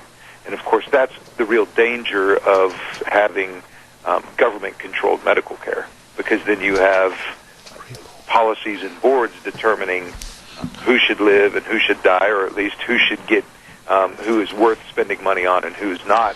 And once again, that's a very dangerous precedent to set, because when you put politicians in charge of something, oftentimes it's not very efficient, and most of the time it ignores the individual. How widespread is this now, as far as, you mentioned 4 states, but I'm sure others and other organizations and other groups are going to be pushing this. Do you have some kind of a red flag alert as to what's going on to make this problem even bigger and more dangerous? Well, California, Oregon, Washington, and Vermont. So you've got are the 4. On the coast, as usual, these liberal policies start on the coast and then sort of metastasize inwards. There was a big push in New Mexico. Oftentimes what they do is they file a lawsuit in an attempt to get the Supreme Court of a particular state to say that their constitution requires individuals to be able to have access to physician-assisted suicide. The good news is New Mexico, the Supreme Court of New Mexico recently rejected that. The Supreme Court of the United States has rejected it. So they found that it's not a inherent right in the federal constitution. I still think it's a threat and that it's going to continue to spread, although it's going to it's going to spread slowly, and we'll find it mainly in these more liberal states on the coasts. It'll be a while before it hits the Midwest, or are you in Idaho? Yes. Is that where you are? Is that, yes. I can't remember. Yep. But before a while before it hits the middle, the central part of the United States. What would you tell my audience this morning, Kevin, as far as if it comes here to the point where there is that philosophy of pushing our doctors, pushing our healthcare systems to advocate kind of a hemlock society? How can we better inform them? How can we better do a job on the media as to informing people as to really how radically stupid this is? Well, get educated. And you can get educated by going to a lot of different places. You can certainly start at AllianceDefendingFreedom.org, and we have some good resources about the Vermont case that you can look at, some good resources about making sure you're standing against these folks who not only are for physician-assisted suicide, but remember, the next step, like what's happening in Belgium now, is not just physician-assisted suicide. The next step is actually euthanasia, where the doctors are taking the lives of, for instance, young people based upon either a young person who doesn't even can't even consent to having an operation, or can't even drink, or possibly even based upon the direction of their parents. So the next step is really scary and sounds Nazi-esque. This whole doctors have the ability to determine if there's life and death. So get educated, get motivated to do something, and then when it comes up, make sure you speak up. Don't remain silent. And that's as easy as just calling your representative, whether that be at the local level or the federal level, and letting them know where you stand and what you think. Absolutely. I am honored to have this gentleman on my program, and of course I'm talking about Kevin Theriault, and thank you so much for being a part of our program this morning, and we appreciate everything the Alliance Defending Freedom does. Kevin, God bless you, man. Come back soon. You're welcome, Zeb. Thanks for having me on. All right, sir. Thank you very, very much. You know, this is unheard of when I was growing up. I mean, trying to literally people take their lives, doctors assisting in killing them against the Hippocratic Oath. I mean, I don't know any doctor, and believe me, I know a lot of doctors because of all the problems. I don't know any doctor that would ever adhere to that. And this hemlock society of, well, you've reached a certain age. You're not that productive anymore. Bye. How sick is this? Or somebody's in an accident, and they've got all their faculties. They just can't walk. They're in a wheelchair. Bye. We don't need you anymore. Here's some information how you can get out of the way. Go kill yourself. What kind of a sick, perverted society are we becoming? I have read stories about certain groups and individuals that want from the cradle to the grave to be discerned by people on a board that are going to say, well, you're not productive anymore. You're costing us too much money. You're a negative on the insurance. You're a negative living here because of all the things it takes to feed and clothe you, etc. Bye. How sick is society becoming?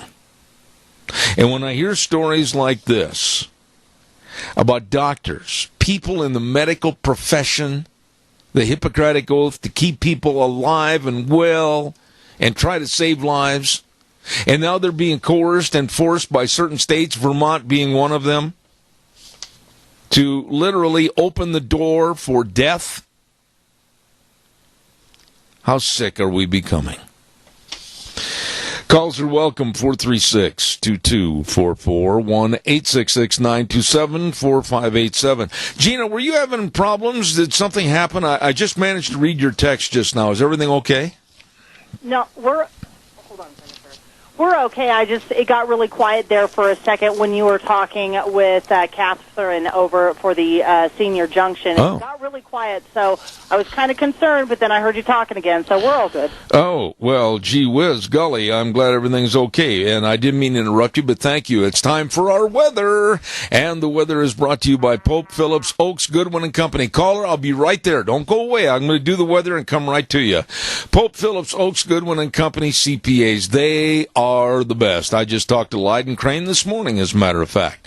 Curtis Pope, Todd Phillips, Rob Oakes, Mitch Goodwin, and Leiden Crane. And they've got offices in Burley and Rupert, providing accounting services to the Minicash area for well over 50 years. They're the best. That's why I go to them. Pope, Phillips, Oakes, Goodwin, and Company. And right now, here's Gina with the weather.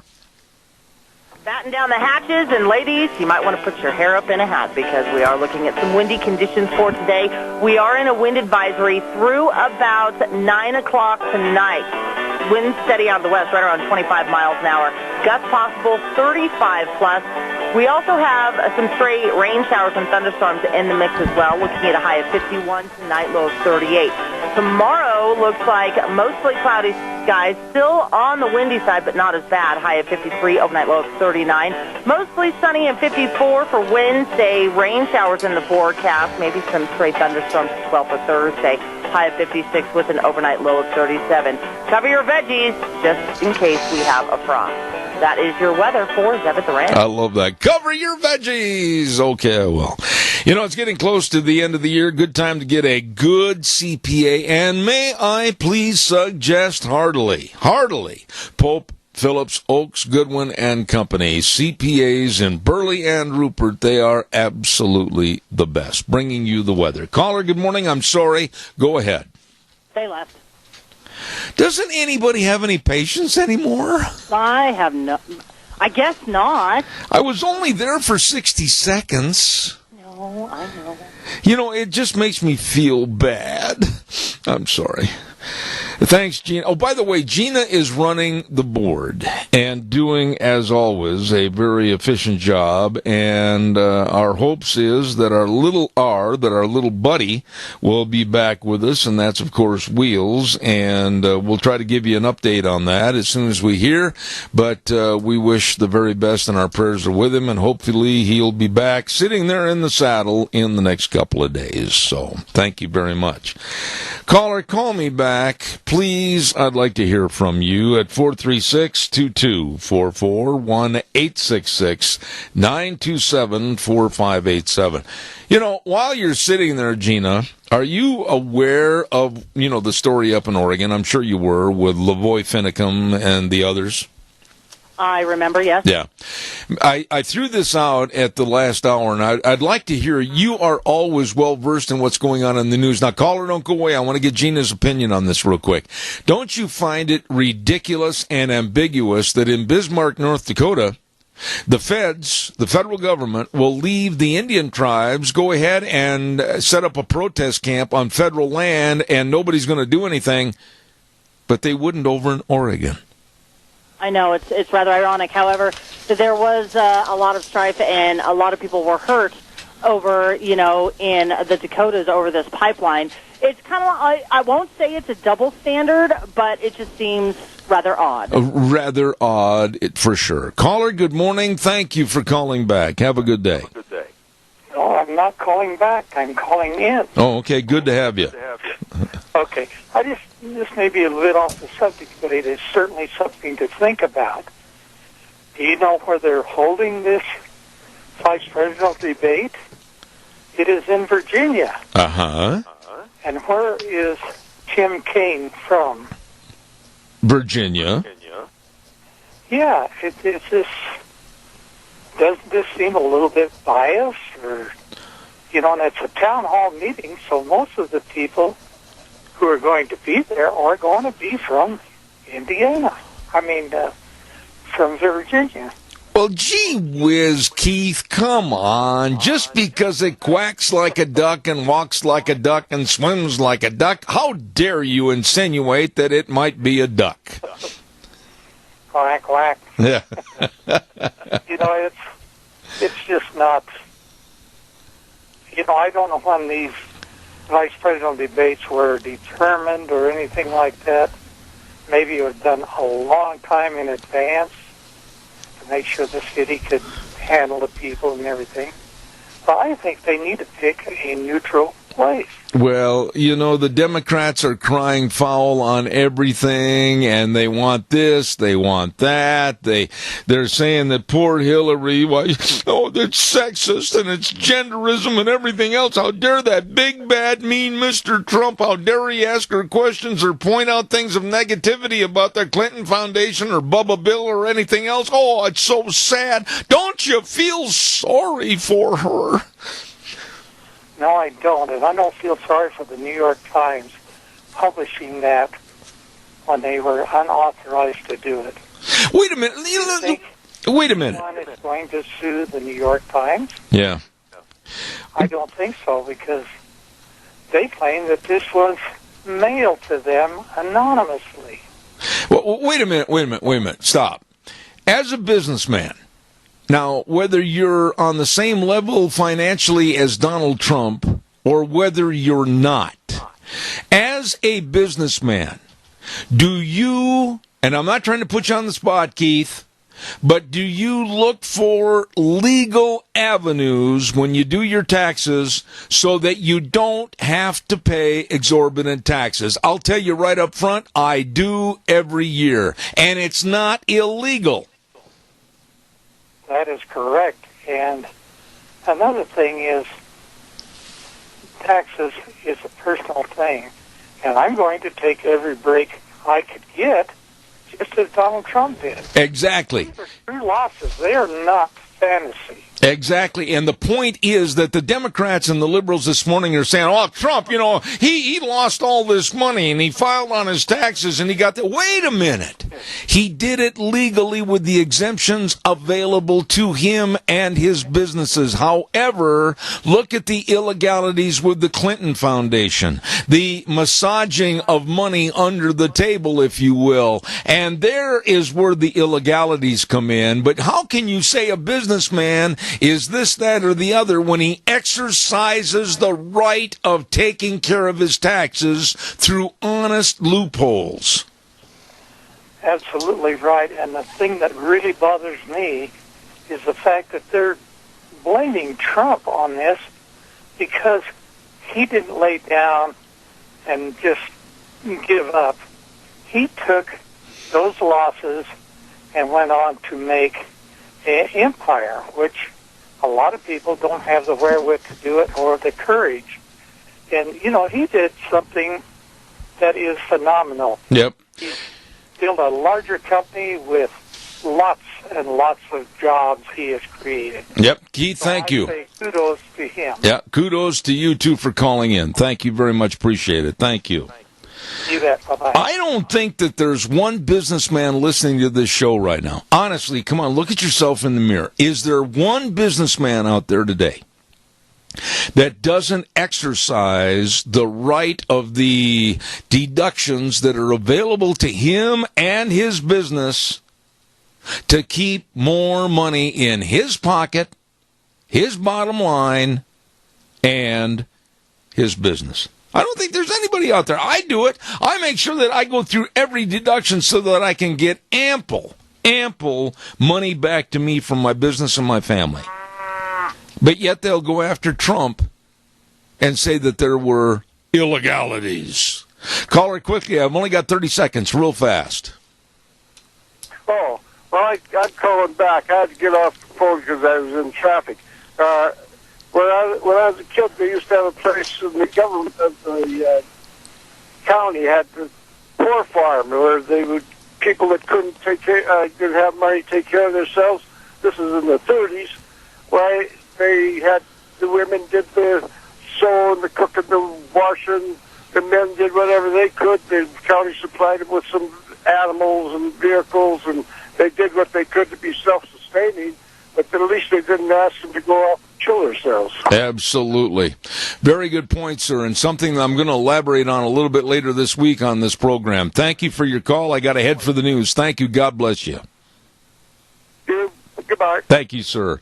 Yeah, you know, really, there's a lot of things we could talk about. What happened in the past, you know, the way I always end the program, the way things were are the way things ought to be. and there's a lot of truth to that. Right now, Gina's going to take us up to CBS News, and I'll be back in about 7 minutes. Coming up next hour, Chris Horner and Rachel Alexander. Don't go away. Zeb at the Ranch, I'll be back in 7.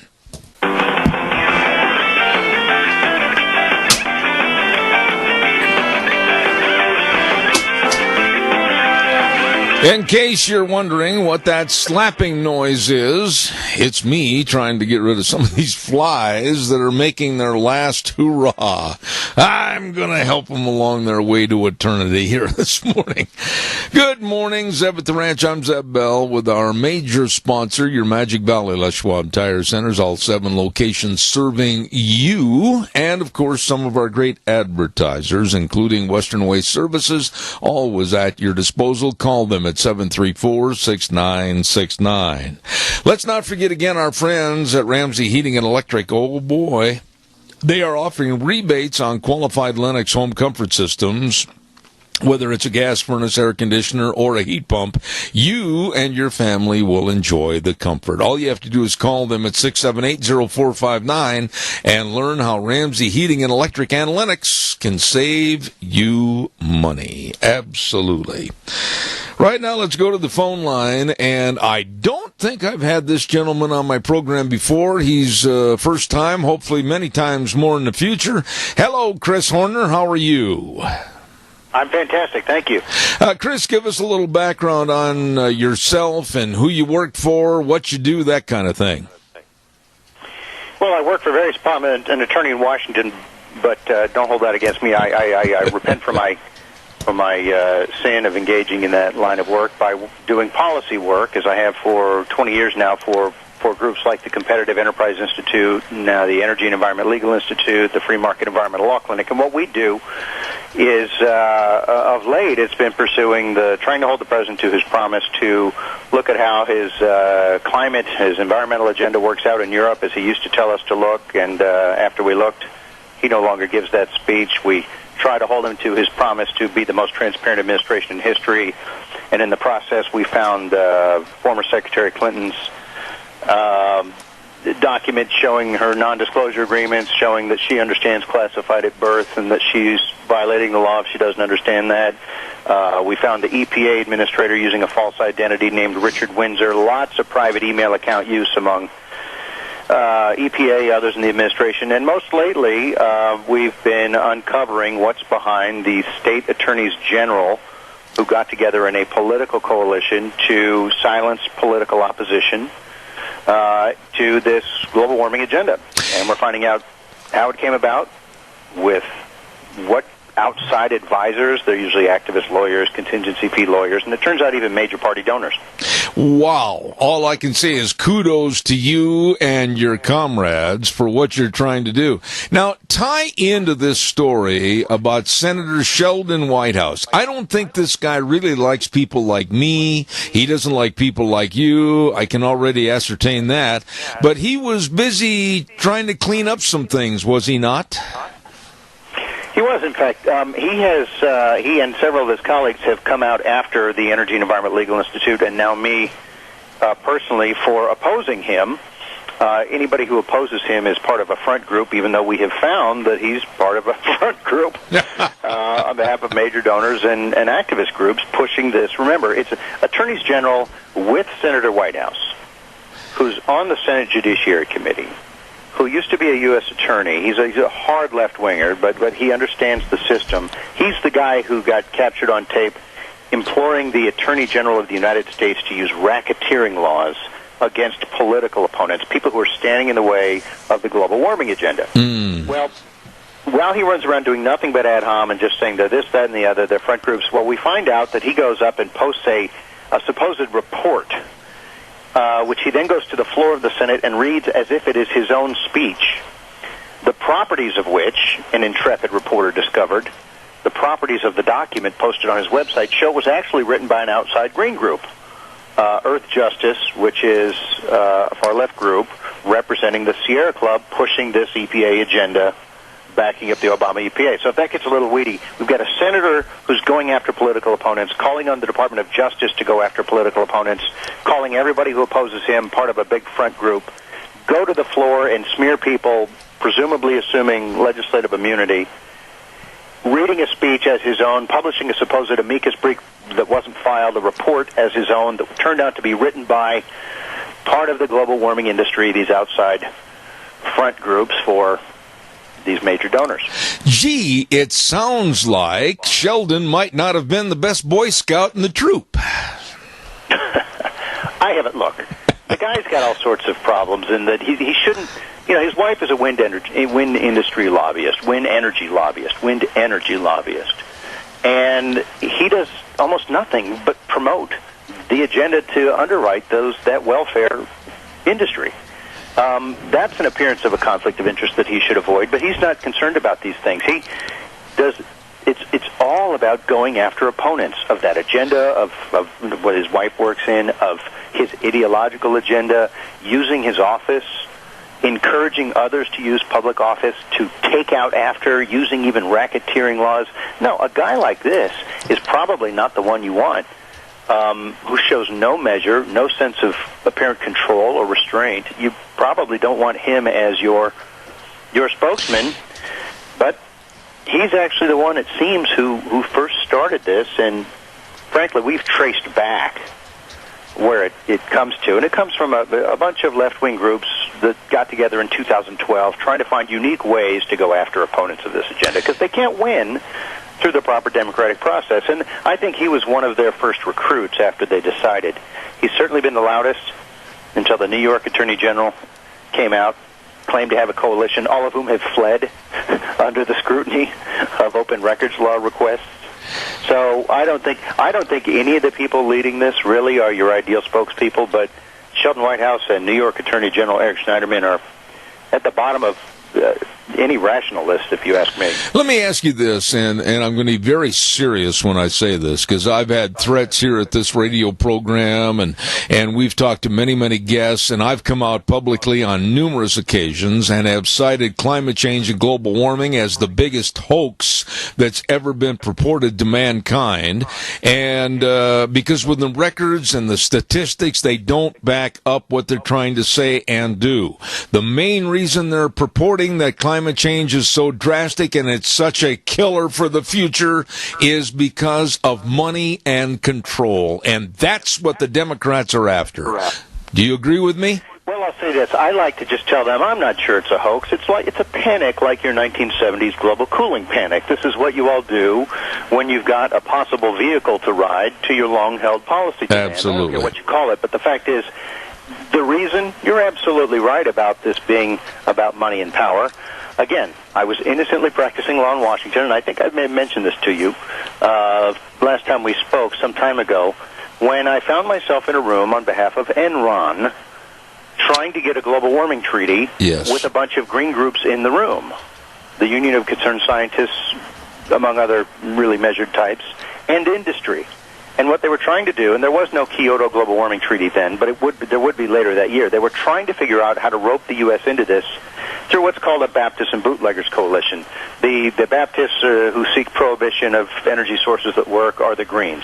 The Bootleggers are those we call rent-seeking businesses like Enron.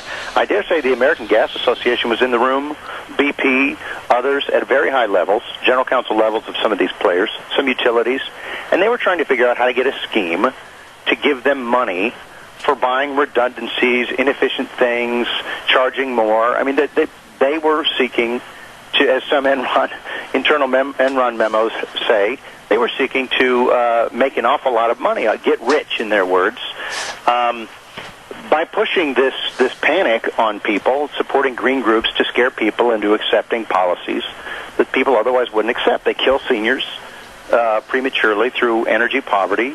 They hit the seniors and the poor first and worst. You're talking about, as the president said, necessarily increasing electricity rates and so on.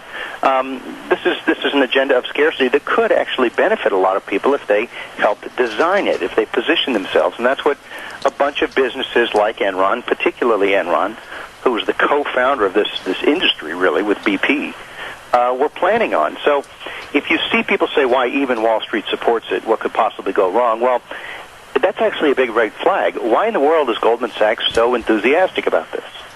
Well, they've been working since their days with Enron, setting up trading floors to sell the ration coupons that it requires. There's a story for each one of them. Why would a company that goes into invests, and I use the term loosely, in solar or wind, which are uneconomic, push this agenda? Well, because the President of the United States has said in 4 different speeches, including at the UN, the Senate floor twice, this is about finally making those industries profitable. That's not a proper use of the U.S. federal government, but that's what they want to do. They want to buy things on the cheap, like Enron bought the world's largest windmill company at the time, and then have their buddies in government make them rich off of it. Mm-hmm. That's what they don't like us exposing. Chris, let me ask you. They run around saying things like, well, it's new. Right, 1880s.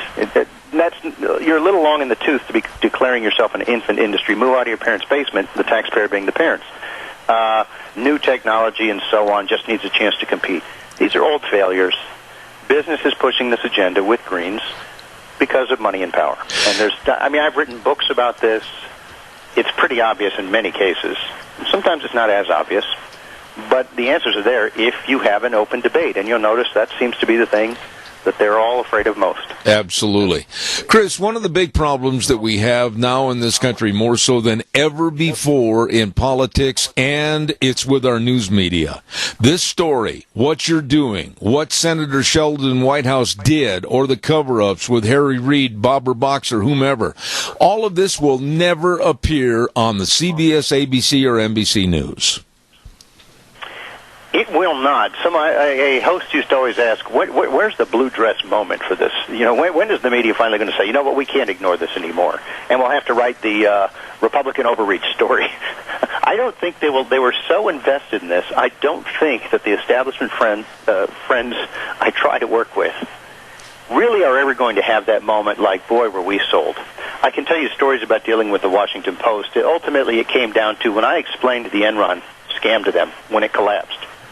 The Washington Post reporter tapped his pencil against his head and said, well, I suppose you could be telling me they weren't that bad after all. I said, where'd you get that from what I said? And he goes, well, I mean, global warming.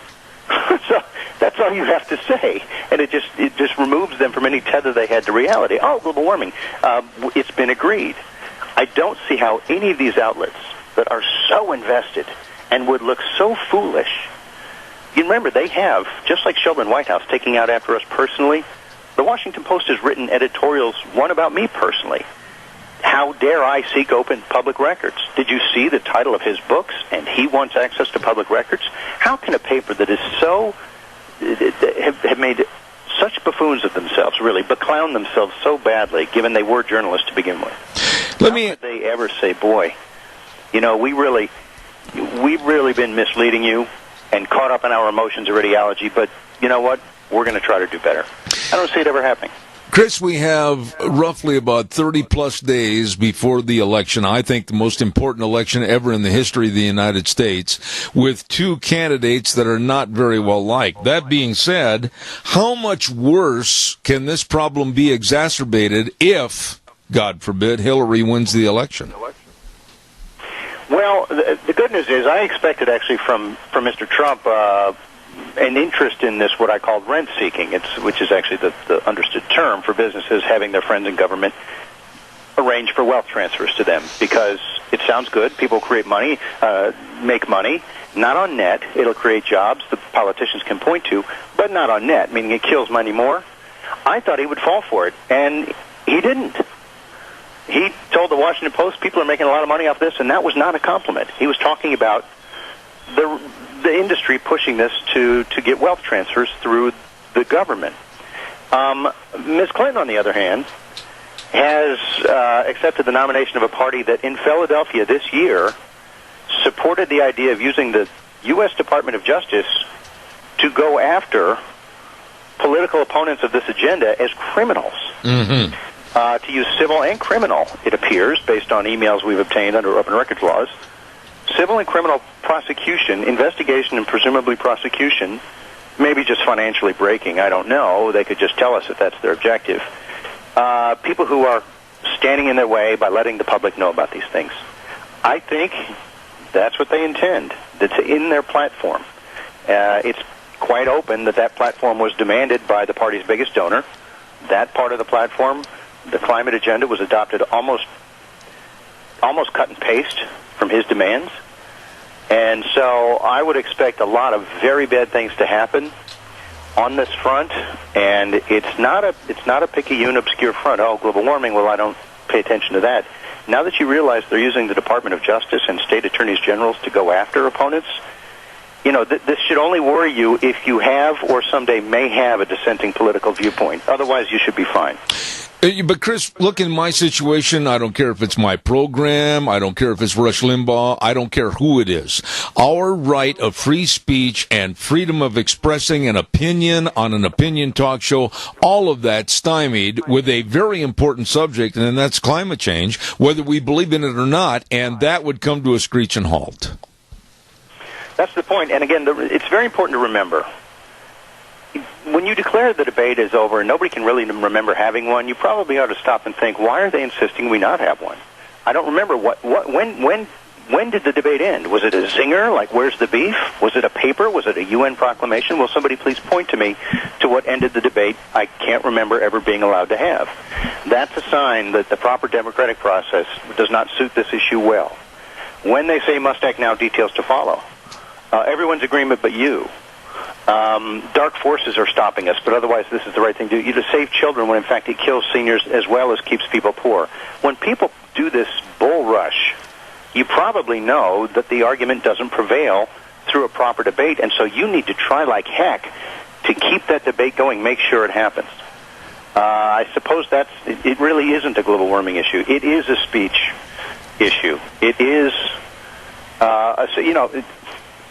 we have actually criminal laws that appear to be violated by these people. You cannot, two or more people combining to violate the civil rights of others, including your First Amendment right to speech, is a crime in this country.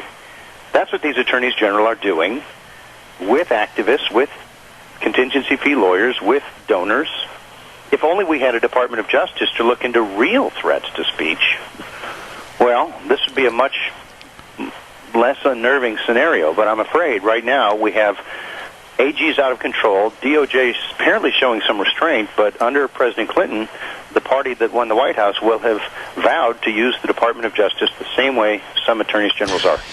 And therein, an agenda on people that is they can't obtain through the proper democratic process. And therein lies another problem, too, and you didn't touch on the Supreme Court. One chair empty right now, and, of course, the vacancies filled for retirees that are looming on the horizon with more of the liberal mindset, and our whole Constitution could be thrown under the bus. Yeah, I can't, like many, these are not the candidates I would have chosen, but I do think that the court is if you're just not sure, the court seems to be an issue to focus on. Because to me, if you look at how the courts are being used and how AG law enforcement office is being used, the courts may be our last backstop. And as a close observer of the courts, I'm not encouraged by that. We shouldn't need them. I mean, they're there for that purpose, but they've been heavily politicized, as you can see. We've got an executive whose entire approach is, what are you going to do about it? Whether declaring global warming treaties aren't treaties so he can avoid the democratic process, declaring Congress is in recess when it isn't in recess, and so on to get his way. You're going to need these courts to step up, and so the court is a very important issue in coming months. I wholeheartedly agree, including on this. Because, again, when you have one branch of government, the Congress, just abdicating, and you've got the executive, including chief law enforcement officers of states, running amok as activists, including on their face violating criminal law to go after opponents, the courts are all you have left. It's a very big deal. Chris, you're welcome here anytime. I absolutely would love to have you back in the near future. Chris Horner, thank you. Excellent dissertation about what's going on with the liberal left and especially on climate change. Thank you, sir. God's blessings to you. Thank you, you too. Thank you very much. You imagine in this country, this United States of America, we have reached that level. I mean, the last hour had me mad enough that we've lost our respect for life and our appreciation for life. And now we hear stories about the Democrats and the liberals that are trying to absolutely make it a crime, punishable by what? Throwing us all in a gulag, taking me off the air, breaking down my front door during the broadcast and coming in and putting me in handcuffs and leading me away because I don't espouse their philosophy on climate change. I think it's a hoax. I will fight to my dying breath that I think it's nothing more than money and control. Oh, we've got to silence him. We've got to take him off the air. We've got to get rid of him as being a voice that people listen to. That's what it's coming to in America. Big money talks like Tom Steyer. Millions and millions of dollars he made in the coal industry, and now he's using that millions to shut that industry down and also shut me up. Is that what America's coming to right now? I'm not going to be quiet. I certainly am not going to be stifled by the liberal left on anything they want or what they don't want. And I urge you to stand with me and fight back. Underline the word fight. Don't forget, on Thursdays, we have, of course, a great segment called Cassia County School Days, and I really appreciate the job that A Child's World and Ambulatory Surgery Center do. Both of those sponsors of course, Cassia County School Days right here on Zeb at the Ranch. A Child's World with literally hundreds and hundreds of shirts in there and well over a couple hundred pairs of jeans for boys and girls and socks. Holy cow, if they got socks. They've got everything for back to school wear, and I'm sure the kids have probably skidded along on the pavement already and run their knees through the jeans. Better go in and get some more. They have all the clothes for you, and new winter coats have arrived too at A Child's World, 1308 Overland in Burley. Also, you want to stop over or give a call to the Ambulatory Surgery Center. All your outpatient surgeries, like your hand surgeries, cataract surgeries, colonoscopies, please give them a call and find out how they can save you money. Ambulatory Surgery Center at 1344 Highland Avenue in Burley. The number to call, 677-8888. And A Child's World on Overland, bringing you school days in Cassia County. Thank you very much. I got a couple of public service announcements here that I need to run and get on the air for you. Let's see. This one coming up this next weekend on October 7th, Friday, October 7th, this week. The annual Rupert United Methodist Luncheon and Bazaar is going to be held at 605 H Street in Rupert from 11 to 1:30 p.m. Homemade chicken noodle soup. Oh, I love that. And all kinds of miscellaneous salads, cookies, and drink. And that's going to be at the Rupert United Methodist Luncheon and Bazaar coming up this next Friday. Okay? We're going to take a little break, and we're going to have a report from over at our main studios, and then we're going to come back, and we have Rachel Alexander on our program, and we're going to talk about the honest status of what's going on in this election. All the balderdash, notice I changed the words, of what's going on with the Hillary campaign and the Trump campaign, who's ahead, who's losing, what are the real stats, what's the real polling. We're going to talk to Rachel Alexander coming up in the next half hour, so don't go away. We'll send it back over to Gina. We'll be back in just about 3 minutes. And now, back to Zeb at the Ranch on AM 1230 KBAR. To reach Zeb, call 436-2244 or toll free 1-866-927-4587. And now, here is Zeb Bell. Thank you very much. Welcome back to the last half hour. Zeb at the Ranch on a Monday, trying to get back in the saddle and ride for 3 hours again this morning.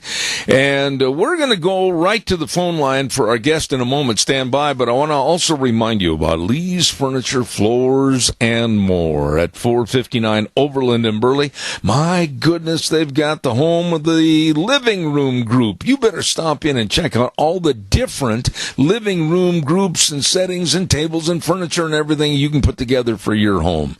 And also check out all the mattresses and all the recliners. My goodness, once you're in the store, you just enjoy all the great furniture buys at Lee's Furniture, Floors, and More, 459 Overland in Burley. And you tell them, please, Zeb sent you. Right now, we're going to go to a lady that has been on my program many, many times in the past, and maybe she can make some sense out of all the balderdash that we're hearing on the networks in regards to Hillary and Trump, and he said, she said, the truth, the polls, everything. Good morning. How are you, Rachel Alexander? I'm doing great, even though it's Monday. How are you? I'm fantastic. Rachel, I don't know what to believe. I don't know who to believe, and I don't know whether I want to believe these polls. Let's start with the polls first. Some say Trump's ahead by 2 or 3 points. Others say, oh, come on, Hillary's got a commanding lead. Where are we in the polls? Well, if you look at past history when it comes to polls, usually it shows the Democrat up a couple more points than they really end up when the election takes place. And so right now, the most recent spat of polls, since last week's debate, shows Hillary up a few points in most of the polls, but the LA Times consistently is showing Trump ahead a few points. So I think we're really close to the middle, and I would probably say, the average, and if you do look at the average, Hillary's up about 2 points. That's how close it is. That means Trump is within striking distance. Do you think, and I'm going to be asking you a lot of do you think questions in this segment, do you think that early voting, of which I think there shouldn't be any, I am not a fan of the early voting at all because I think it can be misconstrued and the votes can be, if you will, illegal. But do you think early voting has kind of a landslide for Hillary before even the debates took place? There could have been a little bit of that. Not that Trump did any favors for himself in the debates or pulled ahead. But I really strongly agree with you that early balloting, it's dangerous because, for example, here in Arizona, in the primary, Marco Rubio won the primary, but he had already dropped out of the race. So my husband and I, whenever we vote, we get the early ballot, but we drop it off on Election Day because you never know what can happen.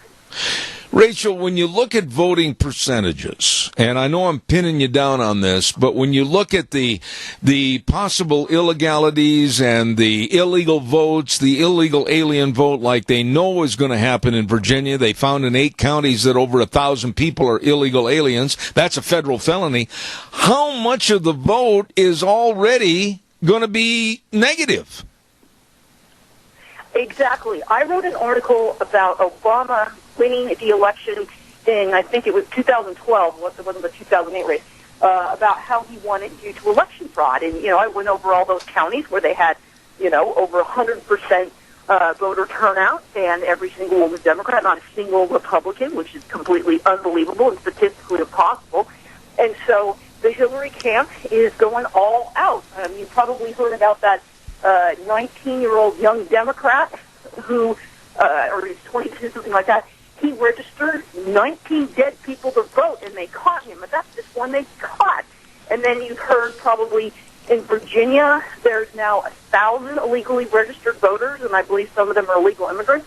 So you're right. The Democrats are going for the swing states, and I think you're going to see election fraud like you've never seen it before, and Trump's going to have an even higher hurdle to overcome than Mitt Romney did, because the election fraud is so much worse this year. Okay, answer this for me, because you've done a lot of study and you've written about this. We were talking about it in the first hour this morning of my program, and I said, and I'll stand behind it, if you're too doggone lazy in a 4-year period of time, 4 years since the last presidential election, and you're using a very lame excuse that you didn't have time to go get an ID, I don't care if you vote or not. Yeah, it's a fake excuse. They're just doing it because they want to, pile on the last-minute pressure voter fraud. They're trying to get these people to last. Oh, quick, we only got a day now here. Let me get available. I hope you vote. That's all that's going on. And, exactly, these people, it's a lot of pressure. They've always had to, register in advance before they go vote for many years. I mean, that's just, it's a courtesy to the poor elections workers who work so hard. I used to be the attorney for Maricopa County elections, and you cannot believe what these people put up with with all the last-minute stuff that comes in. I mean, they are literally working around the clock through the middle of the night. So you try to push this out, voter registration dates even later, you know, taxpayers are strapped. We don't have any more money for this stuff. I mean, these poor people are understaffed, and I mean, I feel so bad for them, and I'm lucky I was able to move on to a different position right before the election came that year, because they told me, Rachel, you're going to be working around the clock. What can we expect from the vice presidential debate? I'm looking at both of these gentlemen, whether it's Michael Pence or Tim Kaine, and of course I'm prejudiced. I don't see anywhere close to personalities. I see Michael Pence as a much more thoughtful, much more caring, much more knowledgeable individual than I do a man that I consider to be a circus clown, and that's Tim Kaine. I guess I'm not very respectful, but I have nothing good to say about Hillary's choice.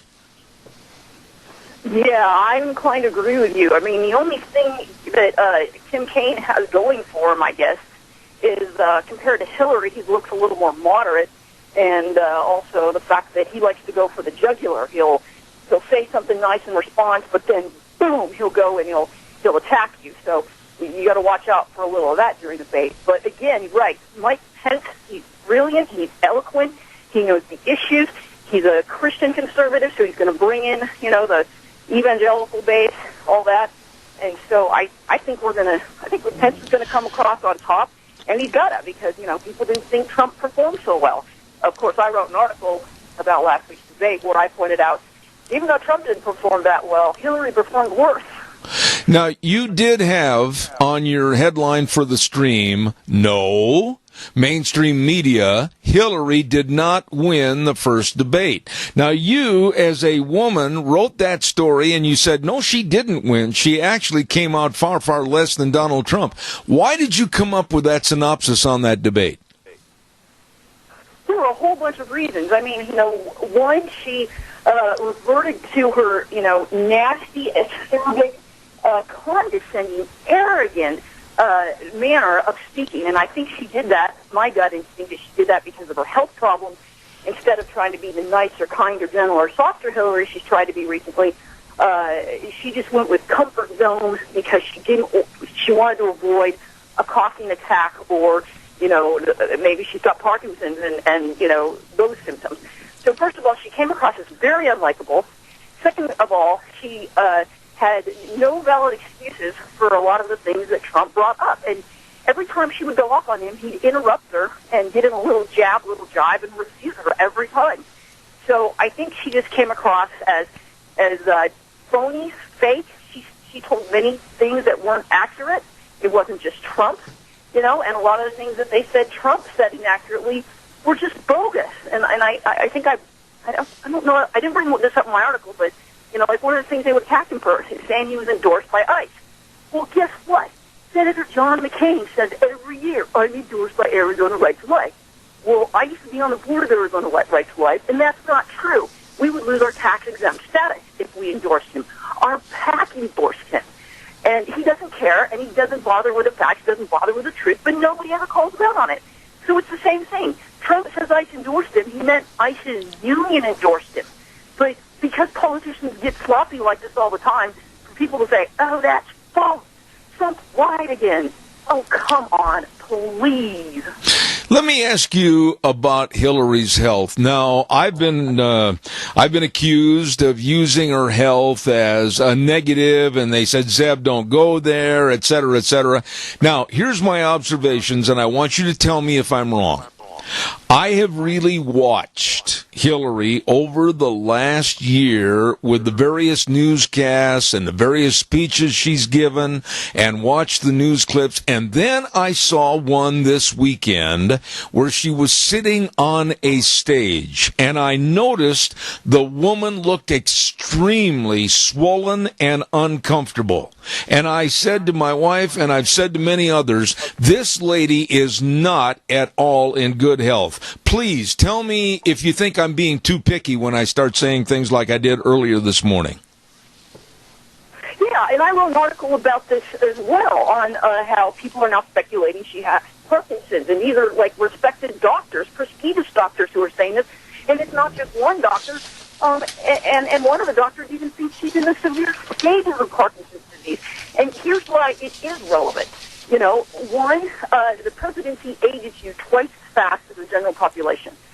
Secondly, you know, you're going to have to be up in the middle of the night if there's a disaster at 2 a.m., you know. Whereas Hillary, I remember she did that press conference after the terrorist attack in New York recently in Chelsea, and she looked like she was about to fall asleep at 8 p.m.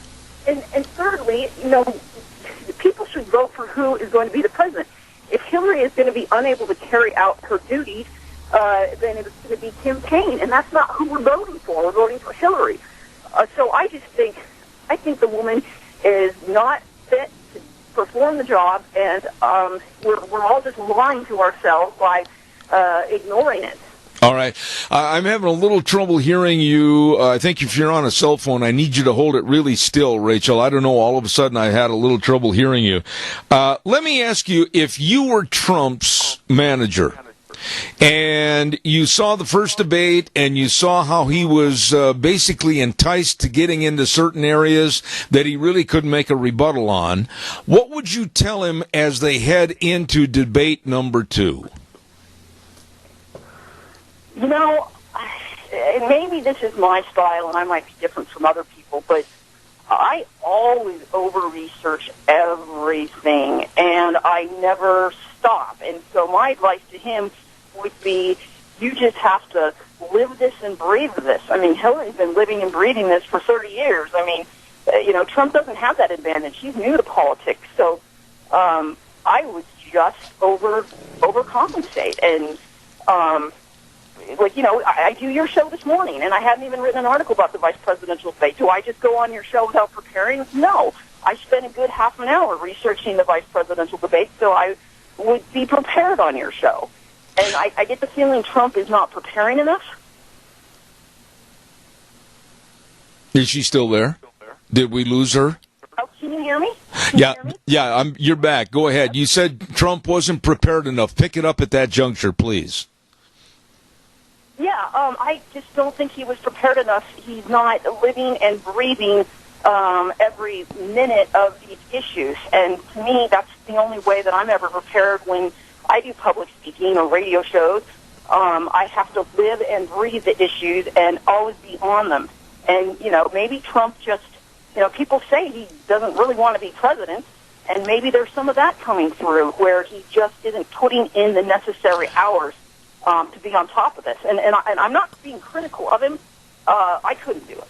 Well, let me... I could not, you know the issues to the level that the presidential candidates do. It's phenomenal, really.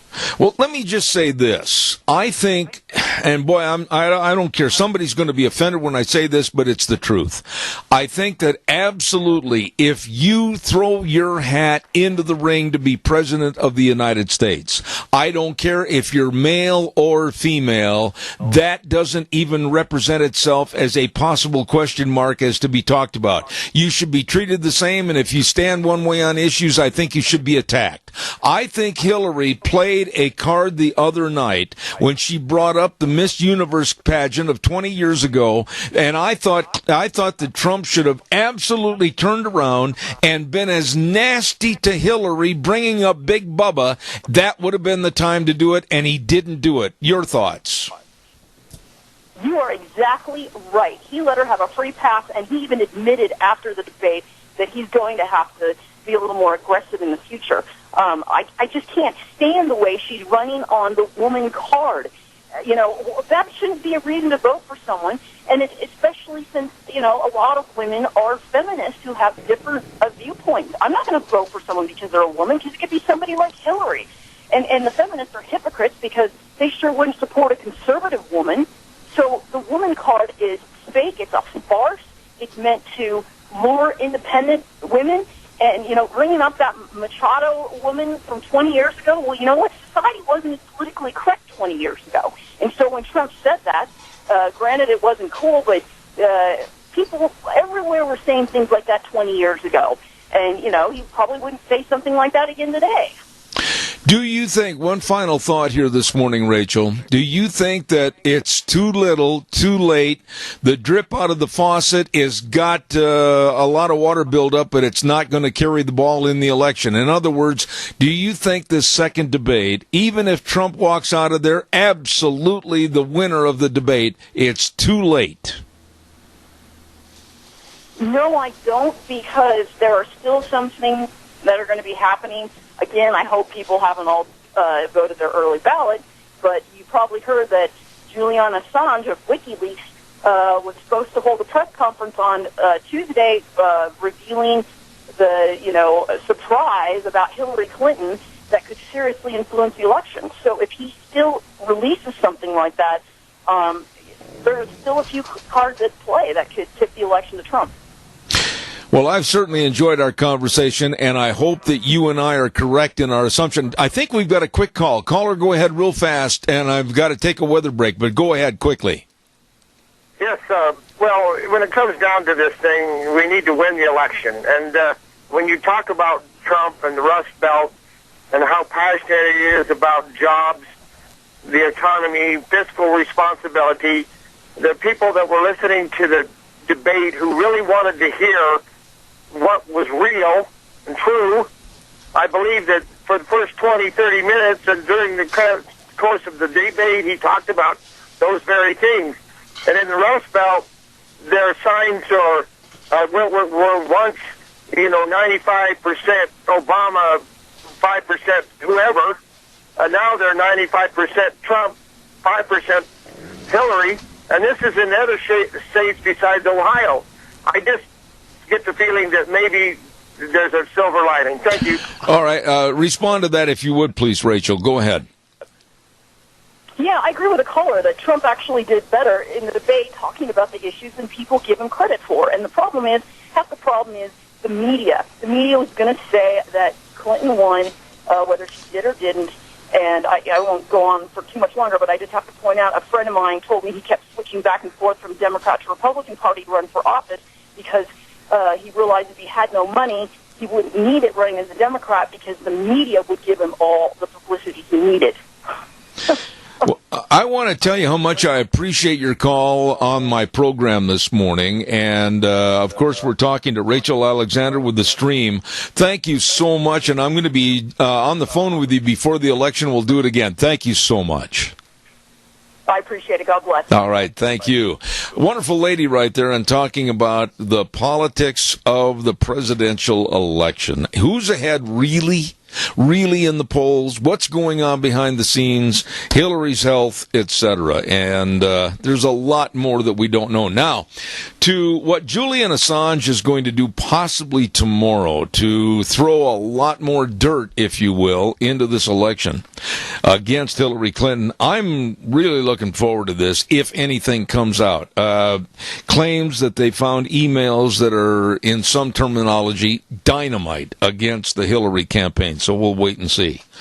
Wow, I'm running late. Got a weather forecast I've got to get on right here, and then we'll take some more calls. Scarrows Meats, 331 North Road, Jerome. They are changing the way we eat, one delicious bite at a time. Locally owned custom meat processor for over 20 years. Don Scarrow and the rest of the crew, really good people with really great meats for sale over at Scarrows Meats. Give them a call, 324-7657. Right now, here's Gina with the weather. Batten down the hatches, and ladies, you might want to put your hair up in a hat because we are looking at some windy conditions for today. We are in a wind advisory through about 9 o'clock tonight. Wind steady out of the west, right around 25 miles an hour. Gusts possible, 35 plus. We also have some stray rain showers and thunderstorms in the mix as well, looking at a high of 51 tonight, low of 38. Tomorrow looks like mostly cloudy skies, still on the windy side, but not as bad. High of 53, overnight low of 39. Mostly sunny and 54 for Wednesday. Rain showers in the forecast, maybe some stray thunderstorms as well for Thursday. High of 56 with an overnight low of 37. Cover your veggies just in case we have a frost. That is your weather for Seventh Ranch. Cover your veggies. I'm never going to forget that one. Scarrows Meats bringing you the weather this hour. Really, really great folks at 331 North Road, Jerome. Number to call, 324-7657. Yes, sirree, they are changing the way we eat, one delicious bite at a time. Once again, a reminder, the Senior Junction Pumpkin Function is going to be October 27th right there at the Junction, and that's at 2421 Overland in Burley on October 27th. Remote broadcast. I'm going to be over there for the entirety of my program. Costume contests and a huge, ghoulishly delicious breakfast starting at 7 in the morning, going until 10. Don't miss that, please. T-shirts on sale. Creep candy for Halloween on sale. And all the net proceeds go to the Meals on Wheels. Please don't forget that. The Junction Pumpkin Function coming up on October the 27th. Tomorrow on the program, holy buckets, have we got a good program. We're going to be talking to Fred Wood, Representative Fred Wood, about HJR5. And then Steve Beeman's going to be on our program. Steve really is interesting to talk to, and we're going to have him on the air tomorrow. He's a financial advisor and CEO entrepreneur, and he's going to be talking about the election. And then, of course, Dr. History is going to be on the air. And then one of my all-time favorite guests, and I mean that, Norm Semenko, attorney with the Idaho Water Users Association, is going to be on there. And we're going to be talking about this absolute lunacy going on with the waters of the United States on how the EPA wants to control even tire tracks and puddles on your property that have filled with water. It's not far-fetched. It's not anything out of the realm of possibility. It's happening. And we're going to have Norm Semenko on our program tomorrow to tell us all about it. Don't forget, too, big fall tire sale going on at your Magic Valley Les Schwab Tire Centers. Tires like the Ultra Z900, all-season tread, and listen to this, it's on sale, and you get 65 to 80,000-mile warranty, depending on driving conditions. Whoa, my! And all kinds of tires on sale for your cars, pickups, SUV, everything. Stop in and see them today. All 7 locations.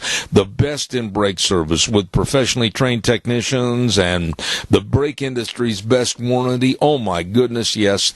And all you have to do is just drive in, and they come at you at a high lope saying, "May we serve you." Lane and Rupert, Dave on Blue Lakes and Twin, Mike and Buell, Mike and Jerome, the Twist family in Paul, Daniel on Pole Line in Twin Falls, and, of course, my buddy Randy on Overland in Burley. Your Magic Valley Les Schwab Tire Centers. Thank you very much. Our main major sponsor. Thank you very much. Once again, a thank you to friends, and God bless each and every one of you. I had one of the nicest birthdays this weekend that anybody could ever have. It actually started, like I said, at Lunch Bunch last Thursday. God bless each and every one of you for all you did, all you said, all you sent. Thank you very much, and very enjoyable, and thank you one and all. We're going to wrap things up for this morning and kind of put it back in the box, not to be opened until 8:06 tomorrow morning, right here on KBAR, 12:30 a.m., and streaming live on the internet, zebbell.com. By the way, many people have said, how do we get your blog? How do we get your cow pies and coffee cups? Go to zebbell.com, provide the information. It shows you where to go, what to put in, etc., and we'll make sure that you get that weekly blog. We're in thousands and thousands of homes all across the United States. Thank you very much. And a special thank you this morning to a lovely lady that always fills in, always there, very dependable. She's the ever-ready bunny of the station. Gina, thank you for all you did this morning. Oh, anytime. And, of course, I'll keep you informed on whether I'm going to be here tomorrow. And you, mister, have a wonderful afternoon. Right back at you. God bless everybody. And remember, the way things were are the way things ought to be. Adios. We'll see you in the morning.